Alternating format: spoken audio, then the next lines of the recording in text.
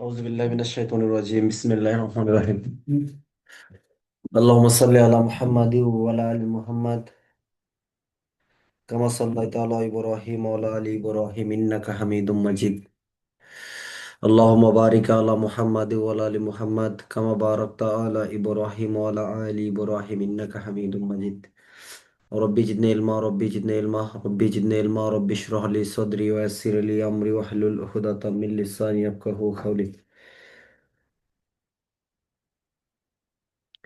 সাক্ষ্য আমাদের কত ক্লাসে আলোচনা ছিল 65 ধারা পর্যন্ত, তাই না? সাক্ষ্য 65 ধারা সাক্ষ্যয়নের একটা গুরুত্বপূর্ণ অধ্যায়ের আলোচনা চলমান আমাদের, যেটা পঞ্চম অধ্যায় দালিলিক সাক্ষ্য সম্পর্কে। গতকালকের ক্লাসটাও খুবই গুরুত্বপূর্ণ ছিল, প্রশ্নমুখী। আজকে যে আলোচনাগুলো হবে এগুলো খুবই প্রশ্নমুখী এবং অনেক বেশি প্রশ্ন হয়েছে এই জায়গাগুলো থেকে, এবং প্রশ্ন প্রতিনিয়তই হচ্ছে, এগুলো হবে, আরো হবে।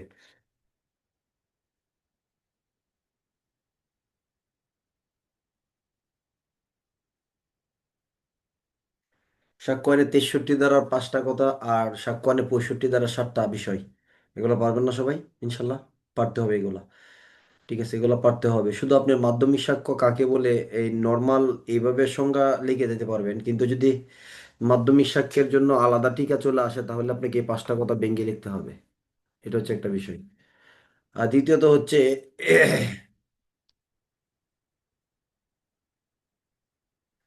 আপনার এই মাধ্যমিক সাক্ষ্যের যে 5টা কথা, এই 5টা কথা দিয়ে আলাদা আলাদা প্রশ্ন করতে পারে। ঠিক আছে, এই জন্য এই জায়গাগুলো গভীরে জানতে হবে আমাদের। সাক্ষ্য আইনের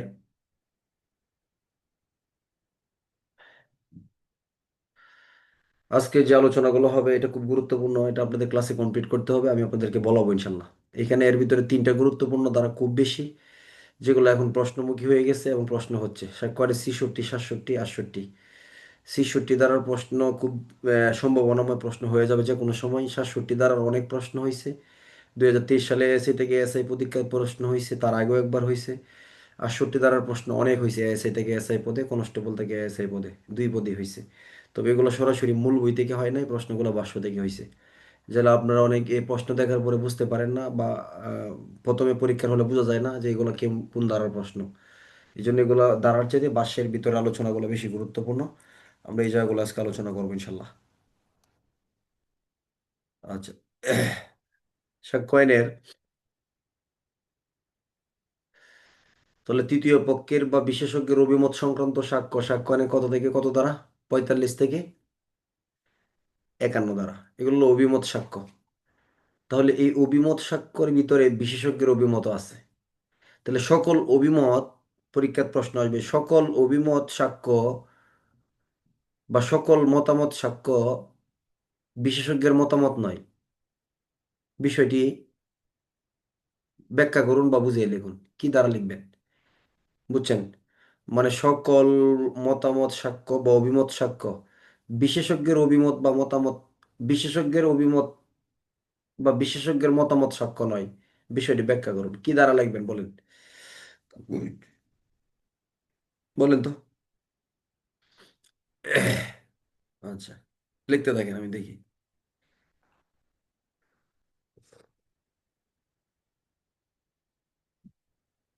এই প্রশ্নটা ধরেন আসছে আপনার সাক্ষ্য প্রশ্ন, কি লিখবেন? সবাই তো পরীক্ষা হলে অংশগ্রহণ করবেন, তাই না? তাই না? এক একজনের রেজাল্ট এক এক রকম কেন হয়? হাতের লেখার জন্য রেজাল্টের তারতম্য হয় না। হাতের লেখার জন্য রেজাল্টের খুব একটা পরিবর্তন হয় না, দ্বারার জন্য হয়। কিসের জন্য হয়? দ্বারার জন্য হয়।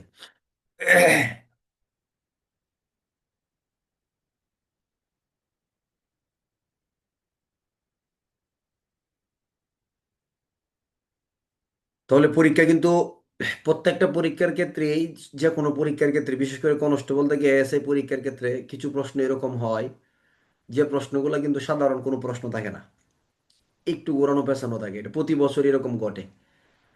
আর এইগুলোর ভিতরেই কিন্তু আপনার রেজাল্ট থাকে। নর্মাল প্রশ্ন, গ্রেপ্তারের প্রশ্ন, বেআইনি সমাবেশের প্রশ্ন, হ্যাঁ, তল্লাশির প্রশ্ন, এগুলো সবাই পারবে। কিন্তু একটু ঘুরায় পেছে, যেমন এই বছর ক্রাইম সিনের প্রশ্ন হয়েছে, গত বছর সাইবার ক্রাইমের মোটিভ সংক্রান্ত প্রশ্ন হয়েছে। তার বাইরেও কিছু প্রশ্ন, যেমন এবার কনস্টেবল থেকে এএসআই পদে আপনার পারিবারিক সহিংসতা আইনের প্রশ্ন হয়েছে। এটা গভীরে না পড়লে পারিবারিক সহিংসতা আইনের সংজ্ঞা কত ধারা? পারিবারিক সহিংসতা আইনের পারিবারিক সহিংসতার সংজ্ঞা কত ধারা? 3 ধারা। কত ধারা? পারিবারিক সহিংসতা আইনের পারিবারিক সহিংসতার সংজ্ঞা 3 ধারা। পারিবারিক সহিংসতার ক্ষেত্রে এটা একটা সিম্পল আইন। আমি দেখতেছি যে ক্লাস শেষে কোনো একজন আমাদের শিক্ষক উনি লাইভে আসছে পারিবারিক সহিংসতার এইটা আপনার ব্যাখ্যা দিচ্ছে কি দণ্ডবিধির প্রশ্ন দিয়ে। আমি লাইভে আসার পরে কনস্টেবল থেকে এসে এসি থেকে এসআই 2 পদেই লাইভে আসছিলাম এবছর, আপনারা হয়তো অনেক দেখছেন। যারা আমার লাইভের সাথে মিলায় বলছে যে স্যার আমি ধারাগুলো এরকম ব্যবহার করছি, তাদের সবার রেজাল্ট খুবই ভালো হয়েছে। কারণ আমরা বুঝতে পারছি যে এগুলো গভীর থেকে গভীর জায়গায় প্রশ্ন করছে এবং এরকম ছিল ধারাগুলো। এটা এবং এটা মানে আপনিও বুঝতে পারবেন। আপনি যখন সারা বছর ভালো পড়বেন আপনি নিজেই বুঝতে পারবেন যে প্রশ্নটা কি এরকম। তাহলে পারিবারিক সহিংসতা কয়ত ধরনের হয়? আমি এক জায়গা থেকে আরেক জায়গায় যাওয়ার কারণ কি? যে হ্যাঁ, পড়াশোনা করলে পদোন্নতি হয়, কিন্তু ভালো একটা রেজাল্টের জন্য আপনি কি গভীরে ঢুকতে হবে আইনের। এখন আপনাকে এটা নির্ধারণ করার সুযোগ আছে যে আপনি কি খুব ভালো রেজাল্ট করতে চান নাকি কোনো রকম পাশ করতে চান। এই বছর যারা ভালো রেজাল্ট করছে বা পাশ করছে তাদের ভাগ্য ভালো, সবারই পদোন্নতি হয়ে যাচ্ছে। আশা করতেছি আমরা জানুয়ারির প্রথম সপ্তাহে সবার পদোন্নতি হয়ে যাবে, এটা আমাদের দৃঢ় বিশ্বাস এবং হওয়ার কারণ আছে। তাহলে হয়তো আগামী বছর এরকমটা নাও হতে পারে, আরো কম হতে পারে, বা গত কয়েক বছর কম হয়েছে, 500 550 এরকম হয়েছে, তাই না? তাহলে আপনাকে তো টার্গেট রাখতে হবে আমার একটা ভালো রেজাল্ট করার জন্য, একটা ভালো রেজাল্টের টার্গেট রাখতে হবে না? আচ্ছা, তাহলে ভালো রেজাল্ট যদি করতে চান আইনের গভীরে ঢুকতে হবে ভালো প্রশ্নগুলো বোঝার জন্য, গভীরের প্রশ্নগুলো। তাহলে কোনো পরিবারের সদস্যদের মানে আমি সিম্পলি বলতেছি, এটা কেন বলতেছি আপনি বুঝবেন যে প্রশ্ন বোঝার জন্য গভীরে কেন ঢুকতে হয়।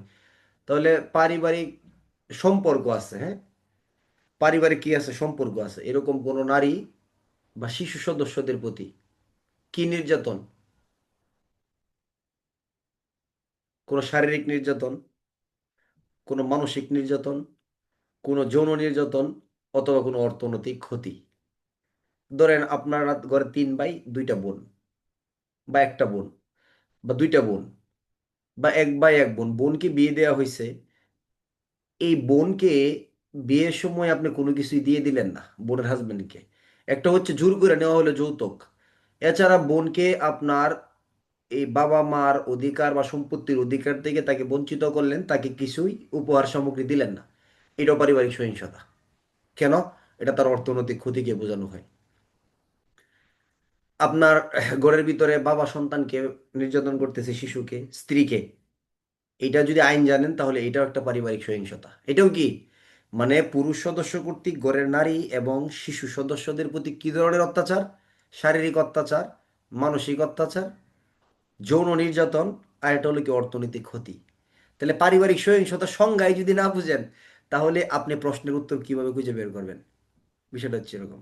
তবে আমি আপনাকে একটা কথা বলি, যদি আইনের গভীরে আপনি ঢোকেন, যদি একদম গভীরে ঢোকার জন্য এমন না যে আপনাকে ব্যাপক কষ্ট করতে হবে, এরকম না, ঠিক আছে?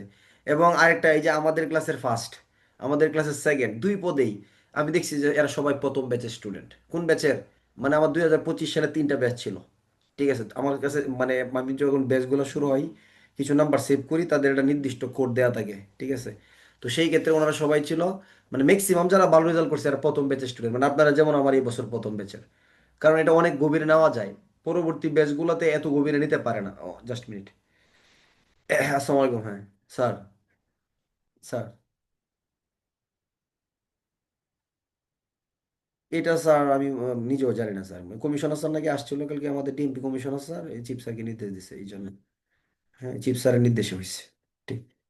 হ্যাঁ হ্যাঁ। না, ডিবিতে করে কি না, সিটিডি সিটটাই করছে পুরোটা। আমি স্যার ক্লাস শেষে কথা বলবো আপনাকে, ঠিক আছে? আচ্ছা, ওকে।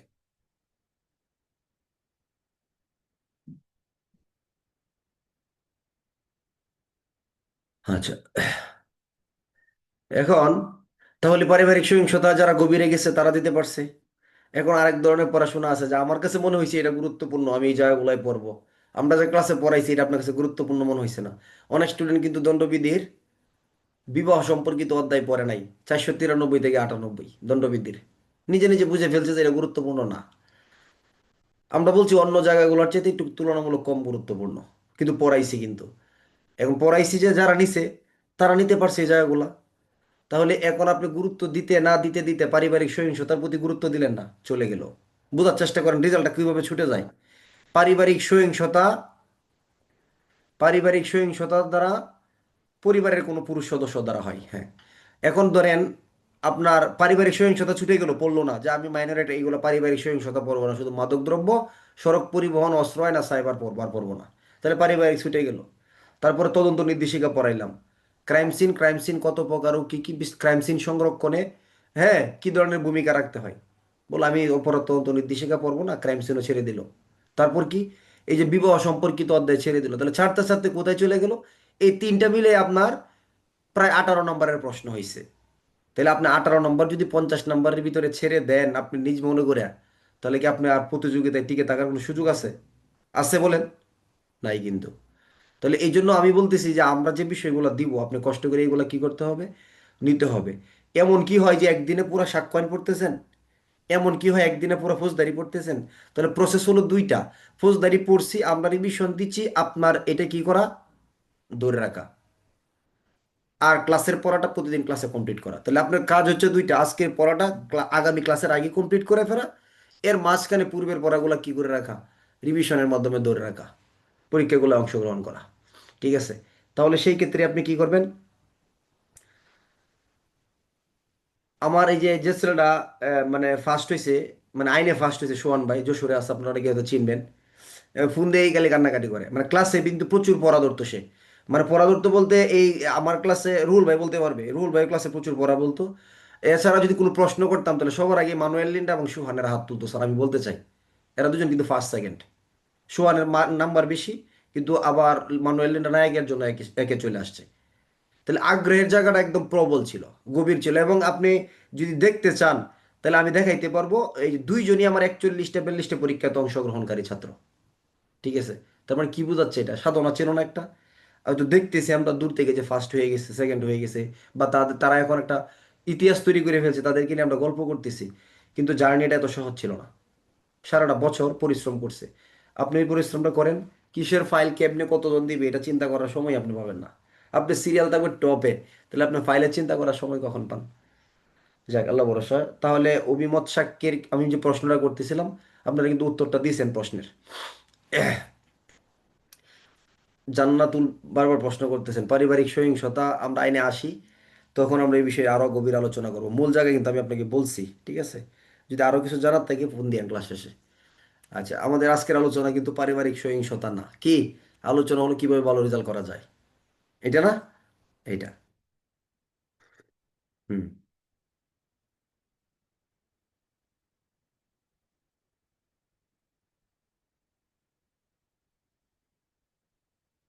হতে পারে, না পড়েও তো অনেকে ভালো রেজাল্ট করছে। বেসমেন্টের গুলো দেখে দেখে লিখে রেজাল্ট ভালো হয়ে গেছে।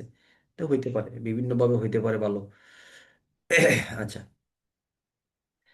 সাক্ষ্য আইনের আমার প্রশ্নটা কি মনে আছে আপনাদের, কি প্রশ্ন করছিলাম? হুম। আপনারা একটু ধৈর্যশীল হন, লেখালেখিটা বন্ধ করে ক্লাসটা নেন। আজকে ক্লাসটা যদি নিতে পারেন তাহলে আপনি মনে করেন যে সাক্ষ্য আইনের কঠিন জায়গা পার করে গেছেন। সামনে আর কোনো দুশ্চিন্তা করার কোনো কারণ নাই। ঠিক আছে? প্রশ্ন ছিল যে সকল মতামত সাক্ষ্য বা অভিমত সাক্ষ্যই বিশেষজ্ঞের অভিমত বা বিশেষজ্ঞের মতামত নয়। তাহলে সাক্ষ্য আইনের এই যে অভিমত সাক্ষ্য নিয়ে দ্বারা কত, 45 থেকে 51। তাহলে 45 থেকে 51-এর জন্য বিশেষজ্ঞের জন্য দ্বারা কোনটা? 45, 46, 51। এগুলো হলো বিশেষজ্ঞের জন্য সংরক্ষিত দ্বারা। বাকি দ্বারাগুলো কি বিশেষজ্ঞ হওয়ার দরকার আছে? না। তাহলে প্রশ্নের মর্ম অনুসারে হস্তাক্ষর সম্পর্কে যদি কোনো ব্যক্তি মতামত দেয়, বিশেষজ্ঞ হওয়ার প্রয়োজন নাই, পরিচিত ব্যক্তির অভিমত প্রাসঙ্গিক। তাহলে দ্বারা হবে কত? 47। অধিকার ও প্রথা সম্পর্কে বিশেষজ্ঞ হওয়ার প্রয়োজন নাই, 48। প্রচলিত রীতিনীতি মতবাদ সম্পর্কে ধারণা লাভের সুযোগ আছে, কোনো বিশেষজ্ঞ হওয়ার প্রয়োজন নাই।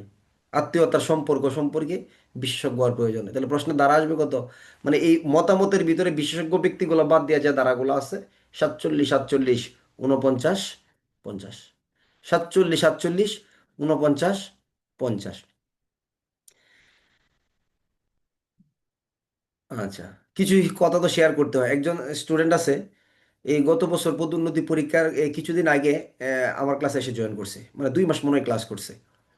অন্য এক স্যারের কাছে ক্লাস করতো, আমার ক্লাসে এসে জয়েন করছে।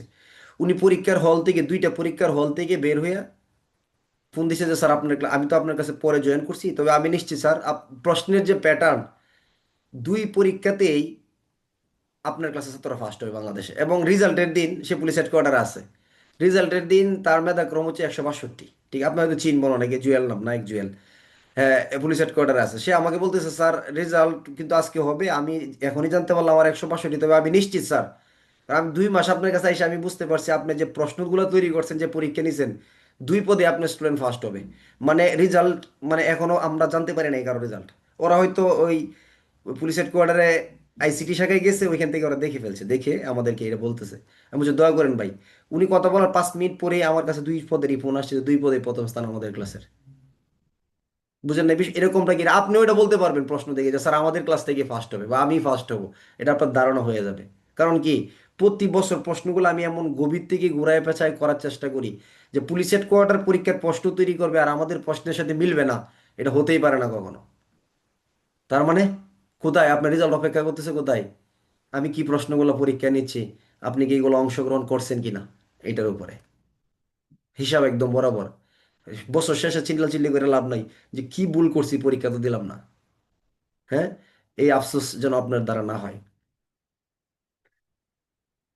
আচ্ছা, তাহলে এই চলে গেল এই জায়গাটা। 52 থেকে সাক্ষ্য 55, এটা কিন্তু খুব প্রশ্নমুখী জায়গা। কয়টা দ্বারা এখানে? 4টা। দেওয়ানি মামলার ক্ষেত্রে কথিত আচরণ প্রমাণ করার জন্য বা কোনো ব্যক্তির চরিত্রের মধ্যে যে কথা বা যে দাগ দেওয়া হয়েছে বা তার আচরণ, দেওয়ানি মামলায়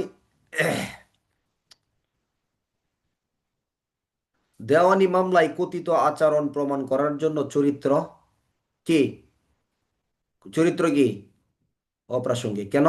মামলা দেওয়ানি, এইখানে যে আচরণ টারণ কথা বলতেছেন এইগুলোর কোনো কি নাই, ভ্যালু এখানে নাই। তাহলে 52 দ্বারাই দেওয়ানি মামলায় চরিত্র কি অপ্রাসঙ্গিক।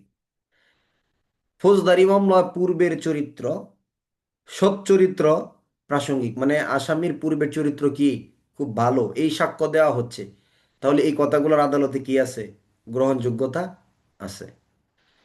আসামির ফৌজদারি মামলার ক্ষেত্রে পূর্বের চরিত্র কি, চরিত্র খারাপ চরিত্র, এটা আদালতের বিচার কার্যক্রমে তেমন কোনো গ্রহণযোগ্যতা নাই। তবে উত্তরদান প্রসঙ্গ ব্যতীত হইতে হবে। যদি উত্তর দেওয়া শুরু হয় তাহলে খারাপ চরিত্র কি হয়ে যাবে, প্রাসঙ্গিক হয়ে যাবে। আর ব্যাখ্যাতে 2টা ক্ষেত্রেও পূর্ববর্তী খারাপ চরিত্র প্রাসঙ্গিক। তাহলে যদি প্রশ্ন আসে পূর্ববর্তী খারাপ চরিত্র ফৌজদারি মামলায় কখন প্রাসঙ্গিক, লিখবেন একটা হলো উত্তরদান প্রসঙ্গে প্রাসঙ্গিক, আর একটা হলো যদি চরিত্র বিচার্য বিষয় হয় তখন প্রাসঙ্গিক, আর একটা খারাপ চরিত্রের সাক্ষ্য হিসেবে পূর্ববর্তী দণ্ডাদেশের মাধ্যমে প্রাসঙ্গিক। আরেকটা কিন্তু প্রশ্ন হয়, আরেকটা প্রশ্ন হয়, তুইন ভাই আমি ক্লাস শেষে কথা বলবো, ক্লাসে ভাইয়া ক্লাসে ফোন দিব। হ্যাঁ, আরেকটা প্রশ্ন হয়, পূর্ববর্তী দণ্ডাদেশ কখন প্রাসঙ্গিক। এই প্রশ্নের উত্তর কিন্তু অনেকে আমরা সরাসরি সাক্ষ্য 40 দ্বারা লিখি, যে কি পূর্ববর্তী দণ্ডাদেশ কখন প্রাসঙ্গিক। তাহলে সাক্ষ্য 54 দ্বারা দ্বিতীয় ব্যাখ্যাতে কি বলতেছে, খারাপ চরিত্রের সাক্ষ্য হিসেবে পূর্ববর্তী দণ্ডাদেশ প্রাসঙ্গিক। দেখছেন প্রশ্নের উত্তর কোথায়, প্রশ্ন হয়েছে না এটা, যে পূর্ববর্তী দণ্ড কখন প্রাসঙ্গিক, খারাপ চরিত্রের সাক্ষ্য হিসেবে পূর্ববর্তী দণ্ড প্রাসঙ্গিক। একাধিকবার প্রশ্ন হয়েছে সাক্ষ্য 54(2)। এরপরে লিখতে পারেন যে পরবর্তী মামলার বিচার নিষিদ্ধ করার জন্য সাক্ষ্য 40 দ্বারাই পূর্ববর্তী দণ্ডাদেশও কি প্রাসঙ্গিক। তাহলে 40-এ আছে না একটা, কি পরবর্তী বিচার নিষিদ্ধ হয়ে যাবে পূর্বের কিসের মাধ্যমে, দণ্ডাদেশ মানে কি, রায়ের মাধ্যমে। আর ক্ষতিপূরণ নির্ণয়ে চরিত্রের গুরুত্ব, বাদীর চরিত্র ভালো না, ক্ষতিপূরণ নেওয়ার জন্য সে এরকমটা করতেছে, বাদীর চরিত্র প্রাসঙ্গিক যদি ক্ষতিপূরণের মামলা বা বাদী দেওয়ানি মামলার ক্ষেত্রে হয়ে থাকে। সাক্ষ্য 55 দ্বারা কোন কোন বিষয়গুলো প্রমাণের প্রয়োজনে আদালত অবগত আছে, জানে বুঝে, প্রমাণের প্রয়োজন নেই। 56, আদালতকে অবশ্যই যেগুলো জানতে হবে। ধারা হলো সাক্ষ্য কত ধারা, সাক্ষ্য 57 বাংলাদেশের আইন, তাই না, আইনসভার কার্য বিবরণী, সশস্ত্র বাহিনীর যুদ্ধের বিধান, এরকম 2 4 5টা যা মনে থাকে, সময়ের বিভাগ সমূহ, ভৌগোলিক অবস্থান, তাই না, বিদেশ রাষ্ট্রের সাথে সম্পর্ক, বন্ধুত্ব, বিভিন্ন পদমর্যাদা, কর্মকর্তাদের পদ পদমর্যাদা ইত্যাদি সম্পর্কে জানতে হয়। কার? সকল নাগরিকের, নাকি পুলিশ অফিসারের, নাকি জজ সাহেবের? জজ সাহেবের বা আদালতের জানতে হয়। বিচারকদেরকে, একজন বিচারক হিসেবে যে বিষয়গুলো কি করতে হয়, অবশ্যই জানতে হয়। আরেকটা বিষয় প্রমাণের প্রয়োজন, এটা কি বিষয়? স্বীকৃত বিষয় প্রমাণের প্রয়োজন নাই। স্বীকৃত মানে কি, যেটা স্বীকার করা হয়ে গেছে, এই বিষয়টা প্রমাণের কোনো প্রয়োজনীয়তা নাই। ধারা হলো সাক্ষ্য আইনের কত ধারা? 58 ধারা। দলিলের বিষয়বস্তু ব্যতীত মৌখিক সাক্ষ্য গ্রহণযোগ্য বা ঘটনা প্রমাণ করা যায়। সাক্ষ্য আইনের 59, মৌখিক সাক্ষ্য অবশ্যই কি হইতে হবে? প্রত্যক্ষ হইতে হবে। মৌখিক সাক্ষ্য অবশ্যই প্রত্যক্ষ হইতে হবে, ধারা হলো সাক্ষ্য আইনের 60। এখানে পঞ্চ ইন্দ্রিয় কথাটা মনে রাখবেন। এরপরে আসেন, মৌখিক সাক্ষ্য যদি দলিল ব্যতীত কোনো বস্তুর অস্তিত্ব সম্পর্কে হয়, তখন কি করতে হবে? এই বস্তু আদালতে পরিদর্শন করার জন্য বা দাখিল করার জন্য নির্দেশ দিতে হবে বা দিতে পারবে। দলিলের বিষয়বস্তু প্রাথমিক সাক্ষ্য মাধ্যমিক সাক্ষ্যের মাধ্যমে প্রমাণ করা যায়। ধারাগত 61 ধারা। সংশ্লিষ্ট মূল দলিলটাকে কি বলা হয়? প্রাথমিক সাক্ষ্য বলা হয়। প্রাথমিক সাক্ষ্যের কয়টা ব্যাখ্যা? দুইটা। যদি কোনো দলিল কতিপয় খণ্ডে বিভক্ত হয় বা অনেকগুলা খণ্ডে ভাগ করে এটা কি করা হয়, প্রস্তুত হয়, তাহলে প্রত্যেকটা খণ্ডই মূল দলিলের কি সাক্ষ্য? প্রাথমিক সাক্ষ্য। আর কতিপয় দলিল যদি সমপদ্ধতিতে, মানে কিছু দলিল সমপদ্ধতিতে অনেকগুলা কপি প্রস্তুত হয়েছে, তাহলে সবগুলাই কি সাক্ষ্য? প্রাথমিক সাক্ষ্য। আর নিম্নলিখিত পাঁচটা ক্ষেত্রে বা পাঁচটা বিষয় কি হবে, এটা আপনার মাধ্যমিক সাক্ষ্য হিসেবে গণ্য হবে। কি সাক্ষ্য? মাধ্যমিক সাক্ষ্য হিসেবে গণ্য হবে। সজল ভাই বলতে পারবেন? সজল ভাই, মেহেরপুর জেলা, মাধ্যমিক সাক্ষ্যের এই পাঁচটা কথা পারবেন? মানে 63 ধারার পাঁচটা মাধ্যমিক সাক্ষ্য কোন কোনগুলা?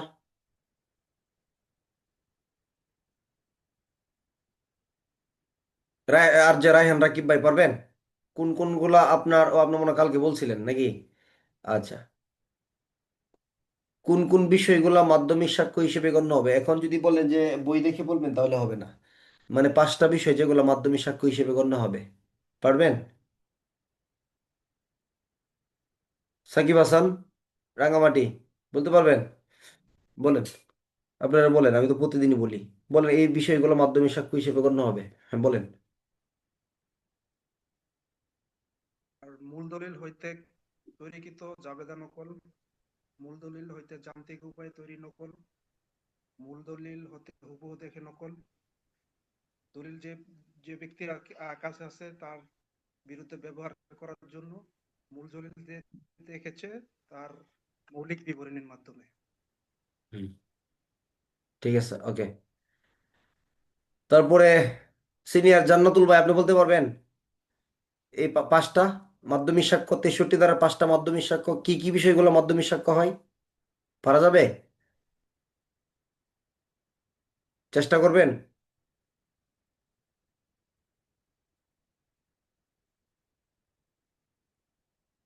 এগুলো তো আপনাদের বলার দায়িত্ব। যেহেতু গতকালকে ক্লাস হয়েছে, আজকে আরেকটা ক্লাস শুরু হয়ে যাবে, গতকালকে পড়াগুলো আজকে বলতে পারাটা এটা আপনার দায়িত্বের ভিতরে পড়ে।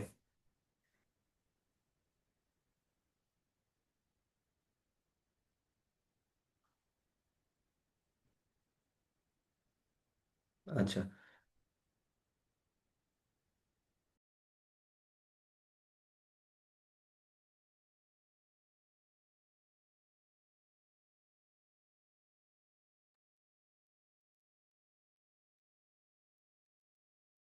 নেটে একটু প্রবলেম ছিল মনে হয়, ক্লাসটা কেটে গেছে।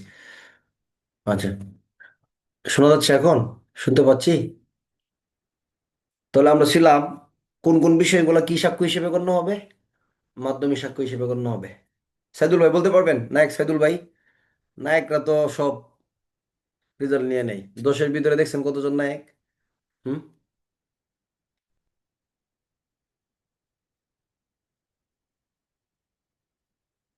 বলেন। সাইদুল ভাই বলেন, কোন কোন বিষয়গুলো মাধ্যমিক সাক্ষ্য হিসেবে গণ্য হবে? পুনরানমিট করেন। হুম। ওয়ালাইকুম স্যার। ওয়ালাইকুম সালাম। মূল দলিল হতে প্রস্তুতকৃত জাবেদা নকল। হুম। দ্বিতীয়ত হচ্ছে স্যার যান্ত্রিক উপায়ে প্রস্তুতকৃত ফটোকপি। আচ্ছা, তারপর মানলাম। হচ্ছে স্যার মূল দলিল হতেই অন্য কোনো ভাবে নেওয়া, সরাসরি নেওয়া বিষয়। 4 নম্বর হচ্ছে কোন পক্ষের বিরুদ্ধে ব্যবহার করার জন্য দলিলের কোনো প্রতিলিপি। দলিলের ছবি বা প্রতিচ্ছবি। আর মূল দলিল বিষয়ে কোনো ব্যক্তির মৌখিক আহ, বিবরণ। বিবৃতি হ্যাঁ, মূল সাক্ষী সাক্ষ্য দলিলের হিসেবে বিষয়ে কোনো বিবৃতি। ব্যক্তির মৌখিক বিবরণ, এগুলো কি সাক্ষ্য? এগুলো হলো মাধ্যমিক মাধ্যমিক সাক্ষ্য। সাক্ষ্য। আমরা একটা বিষয় মনে স্যার রাখবেন, সাক্ষ্য আইনে বলতে কি স্যার এটা একটু ভয়েছিলেন স্যার। অসুবিধা নাই, বলতে হবে। বিষয় হচ্ছে আপনার সাক্ষ্য আইনে, সাক্ষ্য আইনে কিন্তু দলিল খুব একটা গুরুত্বপূর্ণ বিষয়। কি? সাক্ষ্য আইনে দলিল একটা গুরুত্বপূর্ণ জায়গা। দলিল থেকে অনেক প্রশ্ন হয়। এরপরে আসেন সাক্ষ্য আইনের 64 ধারা। 64 ধারা কি বলছে কথাটা বুঝছেন? 64 ধারা বলতেছে যে আমরা তো প্রাথমিক সাক্ষ্যের কথাও শুনলাম, মাধ্যমিক সাক্ষ্যের কথাও শুনলাম, তাহলে মামলার বিচার কার্যক্রম প্রমাণ করার জন্য কোন দলিলটা দরকার? কোনটা বলতেছে? হ্যালো, আসসালামু আলাইকুম। আচ্ছা ভাই, আমার ক্লাস চলতেছে, ক্লাস শেষে নিয়ে যাবো এসে। ঠিক আছে। কতক্ষণ আছেন?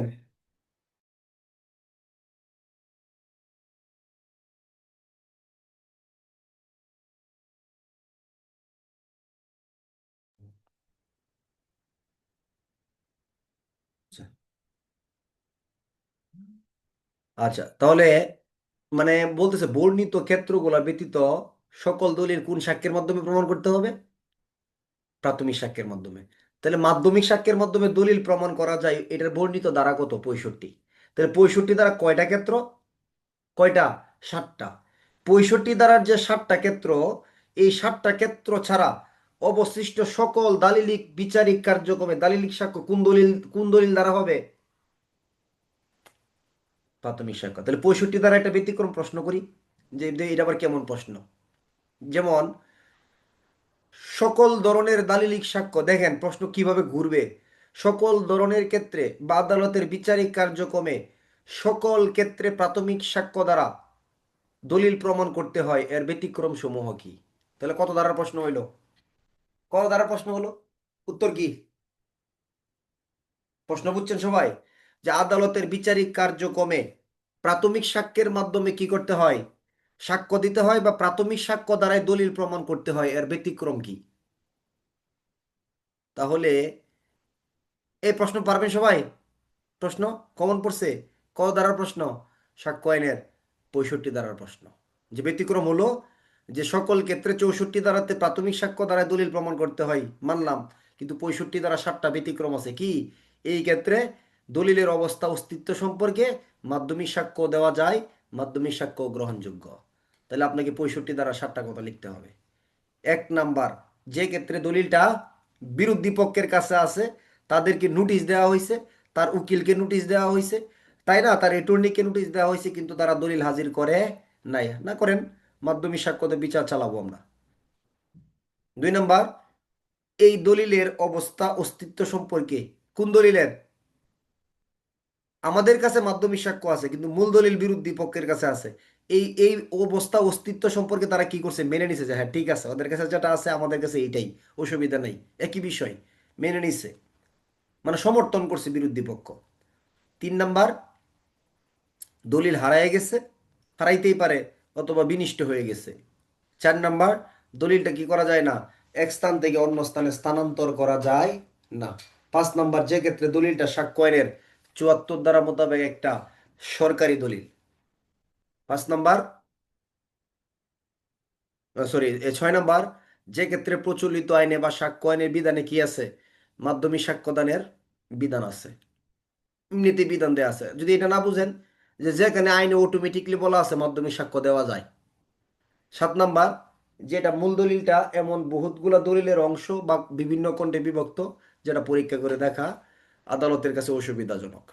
এই এই পর্যন্ত তো বুঝছেন। আজকে 3টা দ্বারা একদম পয়েন্ট টু পয়েন্ট দ্বারা, এগুলো প্রশ্নমুখী দ্বারা 66, 67, 68। সাক্ষ্য আইনের আমি মাঝে মাঝে একটু প্রশ্ন করলে আমার ভালো লাগে, আমার কাছে মনে হয় এটা অনেকের কাছে কিছু বিষয় নেওয়ার মতো সুযোগ থাকে, কিন্তু আপনারা কি করতে থাকেন? দুনিয়ার সব কিছু চেকে নিতে থাকেন, আমার বলতে থাকেন যে আপনি এটা বলেন, আগে যান, পরে যান, মানে বিভিন্ন নির্দেশনা দিতে থাকেন, তাহলে আমি ক্লাসটা কিভাবে করাবো? তাই না? এটা একটা স্বাধীনতার ব্যাপার আছে। পড়ানোর ক্ষেত্রে। এখন আমি ক্লাস করে যে থাকি, আপনাদের যদি মেসেজ অপশন খুলে দেয় আপনারা আমাকে নির্দেশনা দিতে থাকেন, এই হচ্ছে একটা ঝামেলা। সাক্ষ্যয়ের 66 ধারাটা আমরা প্রথম কত ধারায় পাইছি সাক্ষ্যয়ে বলতে পারবেন? আমার প্রশ্নের বাইরে যে প্রশ্ন করবেন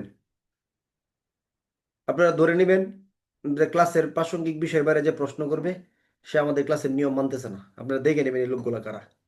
আচ্ছা, সাক্ষ্যয়ের 66 ধারাটা আমরা প্রথম সাক্ষ্যয়ের কত ধারায় পাই? Very good. হুম, 64 ধারায়।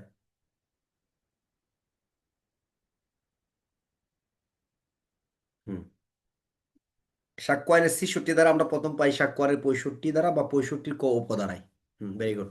এই 65 ক দ্বারাতে 66 দ্বারায় কেন আসছে, কি সম্পর্কে? নোটিশ। তাহলে সাক্ষ্য আইনের 66 দ্বারার মূল আলোচনা কি জানেন? যে 65-র যে প্রথম অংশটা কাকে নোটিশ দিতে হয়? বিরোধী পক্ষকে নোটিশ দিতে হয়। বিরোধী পক্ষ নোটিশ পাওয়ার পরে যদি তারা মূল দলিল নিয়ে এসে হাজির না হয় তাহলে কি গ্রহণযোগ্য হবে? মাধ্যমিক সাক্ষ্য এসে গ্রহণযোগ্য হবে। তাহলে 65 দ্বারা কি মাধ্যমিক সাক্ষ্য গ্রহণযোগ্য হচ্ছে কি না? হচ্ছে। তাহলে 65-র ক দ্বারা মাধ্যমিক সাক্ষ্য গ্রহণযোগ্য হওয়ার পূর্ব শর্ত কি? 65-র ক দ্বারা মাধ্যমিক সাক্ষ্য গ্রহণযোগ্য হওয়ার পূর্ব শর্ত কি? পূর্ব শর্ত হলো বিরোধী পক্ষকে নোটিশ। আর এই নোটিশটা দিবেন কত দ্বারায়? 66 দ্বারায়। নোটিশটা দিবেন কত দ্বারায়? 66 দ্বারায়। 65 ক হবে, 65 ব্র্যাকেট ক হবে এগুলা। তাহলে 66 দ্বারা কি মাধ্যমিক সাক্ষ্য দানের, বুঝেন, মাধ্যমিক সাক্ষ্য প্রাসঙ্গিক হওয়ার দ্বারা মাধ্যমিক বিরোধী পক্ষকে নোটিশ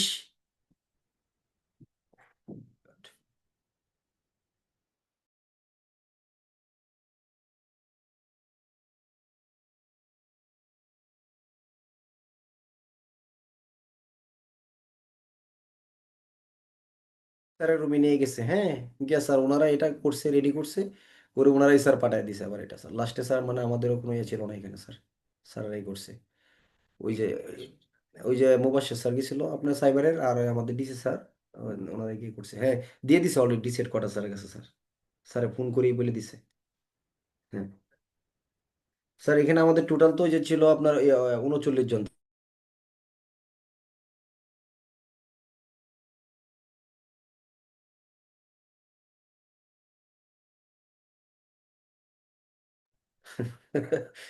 স্যার স্যার স্যার, হ্যাঁ হ্যাঁ হ্যাঁ স্যার, জি স্যার, স্যার স্যার এই জন্যই স্যার হয়েছে এরকম স্যার। কালকে কথা হবে স্যার, স্যার স্যার ঠিক, আমি ক্লাসে স্যার, কালকে দেখা হবে ইনশাল্লাহ স্যার। স্যার তালিকাটা স্যার ওই যে লাস্টে দিয়েছি স্যার, স্যার তালিকাটা ওই যে লাস্টে এই সই করানোর পর।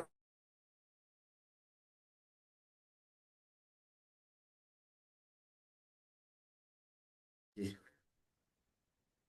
স্যার, স্যার স্যার আপনাকে তো ফোন দিবি স্যার। জি স্যার, জি স্যার, জি স্যার। হুম হুম, জি স্যার, আচ্ছা স্যার স্যার। হুম, জি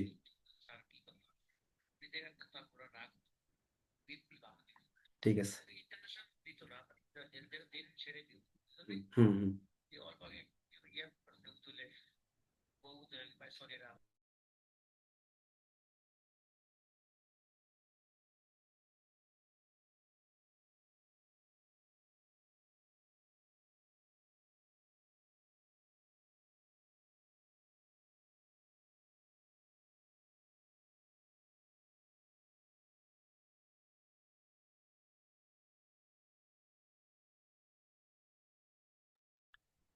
না হাইট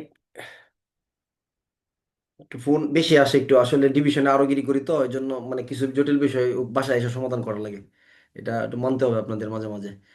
আচ্ছা নেন, সাক্ষ্য আইনের ছিলাম কত দ্বারা? 66 দ্বারা। তাহলে 66 দ্বারা এমসিকিউ প্রশ্ন করতেছিলাম, 66 দ্বারা কি মাধ্যমিক সাক্ষ্যের সংজ্ঞা, নাকি মাধ্যমিক সাক্ষ্যের গ্রহণযোগ্যতা, নাকি মাধ্যমিক সাক্ষ্য গ্রহণযোগ্যতা করার পূর্ব শর্ত? উত্তর হলো পূর্ব শর্ত। কি পূর্ব শর্ত?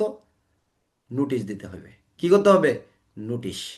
তাহলে এই 66 দ্বারাই যে মাধ্যমিক সাক্ষ্য গ্রহণযোগ্যতার পূর্ব শর্ত, এটা কি সকল মাধ্যমিক সাক্ষ্য গ্রহণযোগ্যতার পূর্ব শর্ত? নাকি যে ক্ষেত্রে শুধু মূল দলিলটা বিরোধী পক্ষের কাছে থাকবে সেই ক্ষেত্রে পূর্ব শর্ত? যে ক্ষেত্রে দলিলটা বিরোধী পক্ষের কাছে থাকবে সেই ক্ষেত্রে পূর্ব শর্ত। তাহলে মামলার একটা পক্ষ ধরেন আপনার নাম হচ্ছে হাফিজুর রহমান, মামলার মূল দলিলটা কার কাছে আছে? আপনার কাছে আছে। তাহলে এখন আপনাকে নোটিশ দেওয়া হয়েছে, আপনি হাজির হন নাই, তাহলে মাধ্যমিক সাক্ষ্য গ্রহণযোগ্য হলো কত দ্বারাই? 65 ক দ্বারাই। আর আপনাকে যে নোটিশটা দেওয়া হয়েছিল বা নোটিশটা দিতে হবে, এটা কত দ্বারাই? 66 দ্বারাই। তাহলে 66 দ্বারাই আপনাকে নোটিশ যদি না দেওয়া হয়, তাহলে 65 ক দ্বারাই মাধ্যমিক সাক্ষ্য কি হয় না? গ্রহণযোগ্য হয় না। বুঝাইতে পারছি বিষয়টা? তাহলে 66 দ্বারা আগে হওয়ার দরকার ছিল, 65 দ্বারা নাকি? এরকম না? মানে আগে হওয়ার কথা ছিল। যাই হোক, তাহলে সাক্ষ্য আইনের এই 66 দ্বারার আলোচনার প্রেক্ষাপট হলো বিরোধী পক্ষকে কি করতে হবে? একটা নোটিশ দিতেই হবে। আর যদি নোটিশ না দেন, এমসিকিউ প্রশ্ন, 66 দ্বারাই যদি বিরোধী পক্ষকে নোটিশ দেওয়া না হয়, তাহলে দলিল সম্পর্কে নিম্নের কোন বিবৃতিটা সঠিক?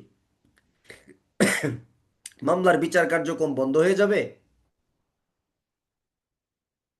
যে পক্ষ নোটিশ প্রদান না করবে তাদের বিরুদ্ধে বিশেষ ব্যবস্থা গ্রহণ করা হবে,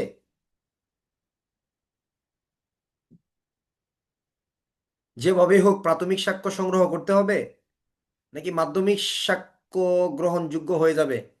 উত্তর হলো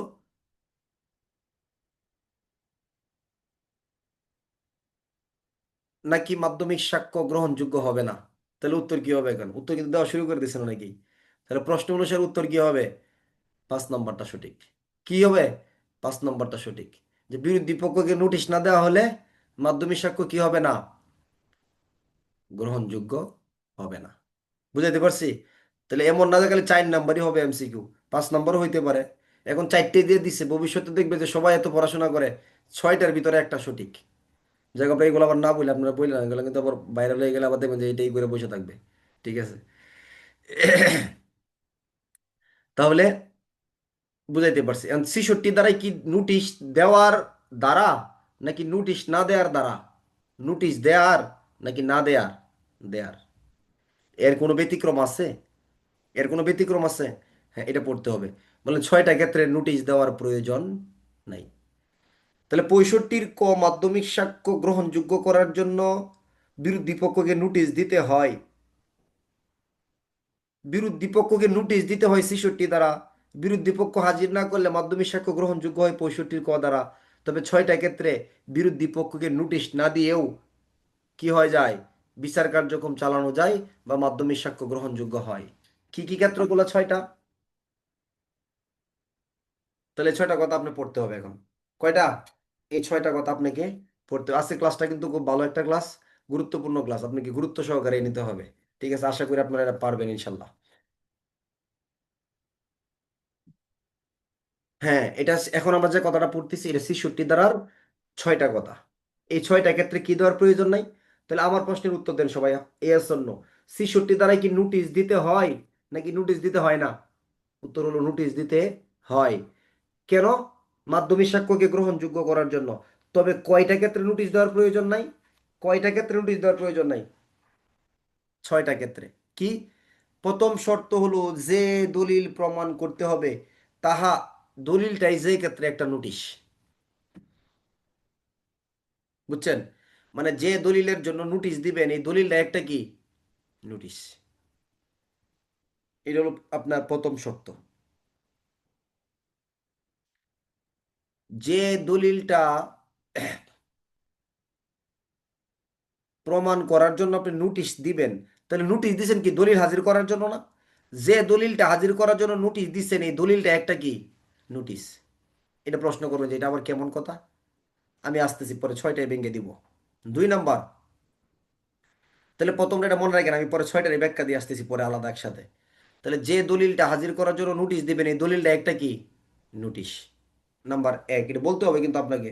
নাম্বার 2, যে ক্ষেত্রে বিরোধী পক্ষ অবশ্যই জানেন যে দলিলটা তাকে কি করতে হবে? দাখিল করতেই হবে। আমি জানি বাদ পড়ছে, আমি জানি, আমি এই কথাগুলো পরে পরে আপনাকে ওইটা দিচ্ছি।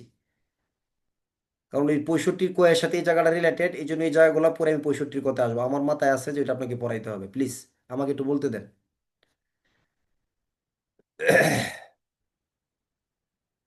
মানে আমি 65 ধারাটার সাথে রিলেশন রেখে ছেষট্টি, 67, 68 আলোচনাটা করে পরে লাস্টে আমি 65 ক দাঁড়াতে আসবো, বুঝছেন? এটা আপনি মানে মনে করেন না যে আমি ভুলে গেছি, কারণ হচ্ছে 65 খ একটা খুবই গুরুত্বপূর্ণ ধারা। এটা আমি একটু পরে দিতে চাচ্ছি, মানে সবচেয়ে বেশি গুরুত্বপূর্ণ আজকের 65 খ। এই জন্য আমি এটা গুরুত্বটা লাস্টে দিব আর কি, যাতে আপনার ছুটতে না পারেন ক্লাস থেকে। আচ্ছা, অসুবিধা নাই। সাক্ষ্য আইনের ছাত্রই তো নাই আমাদের এখন আর। দেখেন এই বছরের পাশ করা কত ছিল? এই যে 900 কত পাশ করা ছিল, 500 হয়েছে, আর বাকি যেগুলো এদের পদোন্নতি হয়ে যাচ্ছে। আবার এই সামনের বছরের 2398 হয়ে যাচ্ছে। তাহলে ধরেন এই 2500 আর এই যে 1000, 3500 পদোন্নতি হয়ে গেল 25-এ, 24-এর পরীক্ষা আর 25-এর পরীক্ষায়। তাহলে 3500 লোকের যদি পদোন্নতি হয়ে যায়, তাহলে আমরা ছাত্র কই পাবো আর? আছে, বেশি একটা নাই কিন্তু, থাকে না অবশিষ্ট। ঠিক আছে, তারপরে হোক, আমরা দয়া করি প্রতি বছর এরকম হোক, প্রতি বছর এরকম হোক। ঠিক আছে, আমরা চাই পদোন্নতি হোক। হবে ইনশাল্লাহ। 2000 নোটিশ কয়টা ক্ষেত্রে দেওয়া লাগে না? এমসিকিউ। মূল মাধ্যমিক সাক্ষ্য দলিলের বিষয় মাধ্যমিক সাক্ষ্য গ্রহণযোগ্য করার জন্য কয়টা ক্ষেত্রে নোটিশ দেওয়ার প্রয়োজন? না, 6টা। 1 নাম্বার, যে দলিলের জন্য নোটিশ দিবেন দলিলটা একটা কি? নোটিশ। 2 নাম্বার, বিরোধী পক্ষকে যে নোটিশটা দেওয়া হবে, দিতে হবে না এই কারণে, কারণ তারা জানে নোটিশ না দিলেও কি করতে হবে, এই দলিল আমাদেরকে দাখিল করতেই হবে। নোটিশ না দিলেও কি করতে হবে, আমি সবগুলোর ব্যাখ্যা দেবো কিন্তু। নোটিশ না দিলেও তাদের কি করতে হবে, দলিলটি তাদেরকে আদালতে দাখিল করতেই হবে। তাহলে যেখানে দলিল দাখিল করতে হবে, নোটিশ দেওয়ার প্রয়োজন নাই। 3 নাম্বার, যদি বিরোধী পক্ষ এরকম করে প্রতারণা এবং বল প্রয়োগের মাধ্যমে দলিলটা তারা দখলে রাখে, মানে প্রতারণা করে এবং শক্তি বা বল প্রয়োগের মাধ্যমে দলিল কি করছে, তাদের দখলে রাখছে, নোটিশ দেওয়ার কোনো প্রয়োজন নাই। 4 নাম্বার, নোটিশ দেওয়ার পূর্বেই যারা দলিল আদালতে কি করে ফেলছে, দাখিল করে ফেলছে। কয় নাম্বার? 4 নাম্বার, যে ক্ষেত্রে বিরোধী পক্ষ স্বীকার করছে যে দলিলটা তারা কি করছে, হারায় ফেলছে। মানে বিরোধী পক্ষ সরলভাবে স্পষ্টভাবে তারা স্বীকার করছে যে দলিলটা আমরা হারায় ফেলছি। তাহলে আর নোটিশ দিয়ে লাভ আছে? নোটিশ দিয়ে লাভ আছে? লাভ নাই। 6 নাম্বার, যাদেরকে নোটিশটা দেওয়া হবে তারা যদি আমাদের আদালতের এখতিয়ার এলাকার কি থাকে, বাহিরে থাকে। 6টা কথা। সুন্দর না?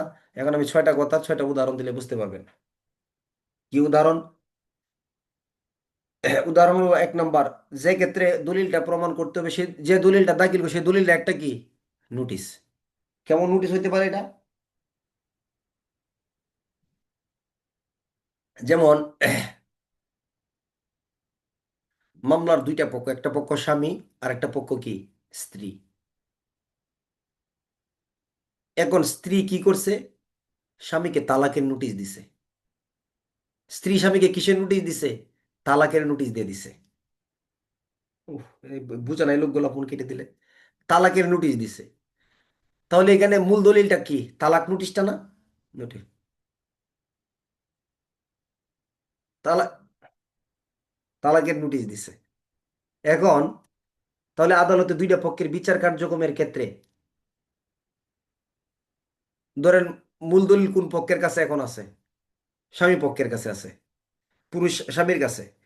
তাহলে স্ত্রীর কাছে ধরেন একটা ফটোকপি আছে।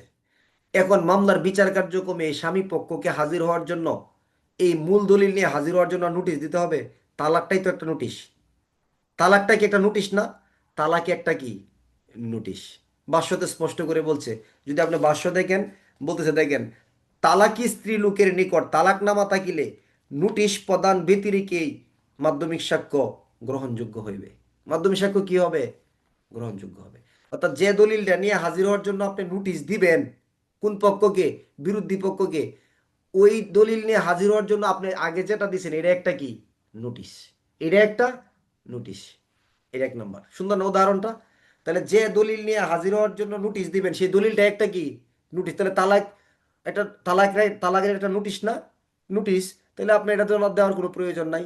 2 নাম্বার, যে ব্যক্তিকে নোটিশ দেওয়া হবে তিনি জানে যে তাকে নোটিশ না দিলেও তাকে কি করতে হবে? হাজির হইতে হবে। আপনি রুবেল ইসলাম, আপনি আমার বন্ধু, আপনি আমার এমন কাছের বন্ধু, আপনার যদি বিয়ের দাওয়াত আমি নাও দিই, বিয়ের কার্ড নাও পাঠাই, আপনি আসবেন না? এমন বন্ধু আছে না যে বিয়ের কার্ড দেওয়া লাগে না? ধরেন আমার আমার খালাতো ভাইয়ের বিয়ে, আমার কি বিয়ের কার্ডের অপেক্ষা করবো আমি? আমার চাচাতো ভাইয়ের বিয়ে, আমার কি কার্ডের, আমার কার্ড দিছস না আমি আসবো না, এটা হইতে পারে কখনো? না। তাহলে যে জানে আমাকে কি করতে হবে, হাজির হইতেই হবে, এরকম ব্যক্তিদেরকে নোটিশ দেওয়ার কোনো প্রয়োজন নাই। 3 নাম্বার, একটা পক্ষ দলিলটা তারা প্রতারণা করে বলপূর্বক ক্ষমতার মাধ্যমে তারা দখলে রাখছে, তাহলে আমরা জানি এদের কি কি করবে না, নোটিশ দিল আইসা এই দলিল হাজির করবে না, তাহলে এই ক্ষেত্রে নোটিশ দেওয়ার কোনো প্রয়োজন নাই। 4 নাম্বার, ধরেন আমাদের এই মাহফুজবার বিয়ে ধরেন আর 3 দিন পরে, তাহলে আজকে রাত্রে চিন্তা করতেছে যে কালকে তার বন্ধু জাহেদুলকে একটা কি পাঠাবে, বিয়ের কার্ড পাঠাবে। এখন আজকে রাত্রে জাহেদুল বিয়ে খাইতে চলে আইছে কার্ড পাওয়ার আগে, যে বন্ধু আমি তো চলে আইছি, তাহলে যে অলরেডি এসে হাজির হয়ে গেছে দাওয়াতের কার্ড পাওয়ার আগে, নোটিশ পাওয়ার আগেই, তাকে কি আর নোটিশ দেওয়ার প্রয়োজন আছে? তাকেও নোটিশ দেওয়ার প্রয়োজন নাই। 5 নাম্বার, মামলার যে পক্ষকে নোটিশ দেওয়া হবে তারা বলতেছে নোটিশ দিলেই কি লাভ, বা তার আগেই অবগত করছে এটা আমরা হারাই ফেলছি দলিলটা, তাহলে আর নোটিশ দিলে কি দলিল হাজির করতে পারবে? হাজির করতে পারবে না। 6 নাম্বার, নোটিশটা আমি যাদেরকে দিব সে আমার এখতিয়ার এলাকার ভিতরে না, এটা আমার নিয়ন্ত্রণের বাইরে, তাহলে এই 6টা ক্ষেত্রে নোটিশ দেওয়ার প্রয়োজন নাই। বুঝাইতে পারছি বিষয়টা? কয়টা ক্ষেত্র? 6টা ক্ষেত্র নোটিশ দেওয়ার প্রয়োজন। এই 6টা ক্ষেত্রে কি নোটিশ দিতে হবে নাকি দিতে হবে না? দিতে হবে না। না দিলেও কি হবে? মাধ্যমিক সাক্ষ্য গ্রহণযোগ্য হবে। এখন আমরা এই যে 6টা কথা পড়লাম, প্রথমে নোটিশ দেওয়ার কথা পড়লাম, এই আলোচনাগুলো কি টোটাল 65-র জন্য নাকি 65-র ক এর অংশের জন্য? 65-র ক এর অংশের জন্য শুরু। তাহলে সাক্ষ্য আইনের 66 দ্বারা কি? সাক্ষ্য আইনের 66 দ্বারাই নোটিশ দেওয়া না হলে 65-র ক দ্বারার মাধ্যমিক সাক্ষ্য গ্রহণযোগ্য হবে না। তবে 6টা ক্ষেত্রে নোটিশ না দিলেও গ্রহণযোগ্য হবে। কি কি? যে দলিলের জন্য নোটিশ দিবেন সেই দলিলটা একটা নোটিশ, যাদেরকে নোটিশ দেওয়া হবে তারা জানে যে নোটিশ না দিলেও তারা কি করতে হবে, যে তারা জানেন যে দলিলটি তাকে অবশ্যই কি করতে হবে, মামলার বিবেচনা অনুসারে অবশ্যই দাখিল করতেই হবে। বিরোধী পক্ষ প্রতারণা বল প্রয়োগের মাধ্যমে যদি তারা তাদের দখলে রেখে দেয়, নোটিশ দিতে হবে না। 4 নাম্বার, তাদেরকে নোটিশ দেওয়ার পূর্বেই যে ক্ষেত্রে বিরোধী পক্ষ তাহার প্রতিনিধি মূল দলিল আদালতে কি করে ফেলছে, পেশ করে ফেলছে, নোটিশ দেওয়ার প্রয়োজন নাই। তারা হারায় ফেলছে বলে স্বীকার করে নিছে, নোটিশ দেওয়ার প্রয়োজন নাই। আরেকটা কি, যাদেরকে নোটিশ দেওয়া হবে দলিলটি যার দখলে আছে তারা যদি আদালতের নাগালের মধ্যে বা এখতিয়ার আওতার মধ্যে না থাকে, তাহলে নোটিশ দিতে হবে না। ধারা কত? সাক্ষ্য আইনের 66 ধারা। পারবেন? আমি 2জনকে বলাবো, তারপরে আমরা পরবর্তী ধারায় চলে যাব। পারবেন? শিওর?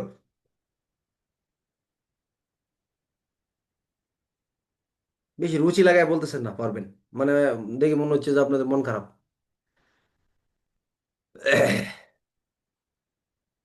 বলেন সজীব দেবনাথ, এই সজীব দেবনাথ বলেন, কয়টা ক্ষেত্রে নোটিশ দেওয়ার প্রয়োজন নাই? 6টা ক্ষেত্রে। ঠিক আছে, 6টা ক্ষেত্রে নোটিশ দেওয়ার প্রয়োজন নাই, ফোন আনমিট করেন। হ্যাঁ, এই 6টা ক্ষেত্র কি? যে ক্ষেত্রে তার কথা বুঝতেছেন, হ্যাঁ হ্যাঁ। সেক্ষেত্রে নিজে একটি নোটিশ। হুম।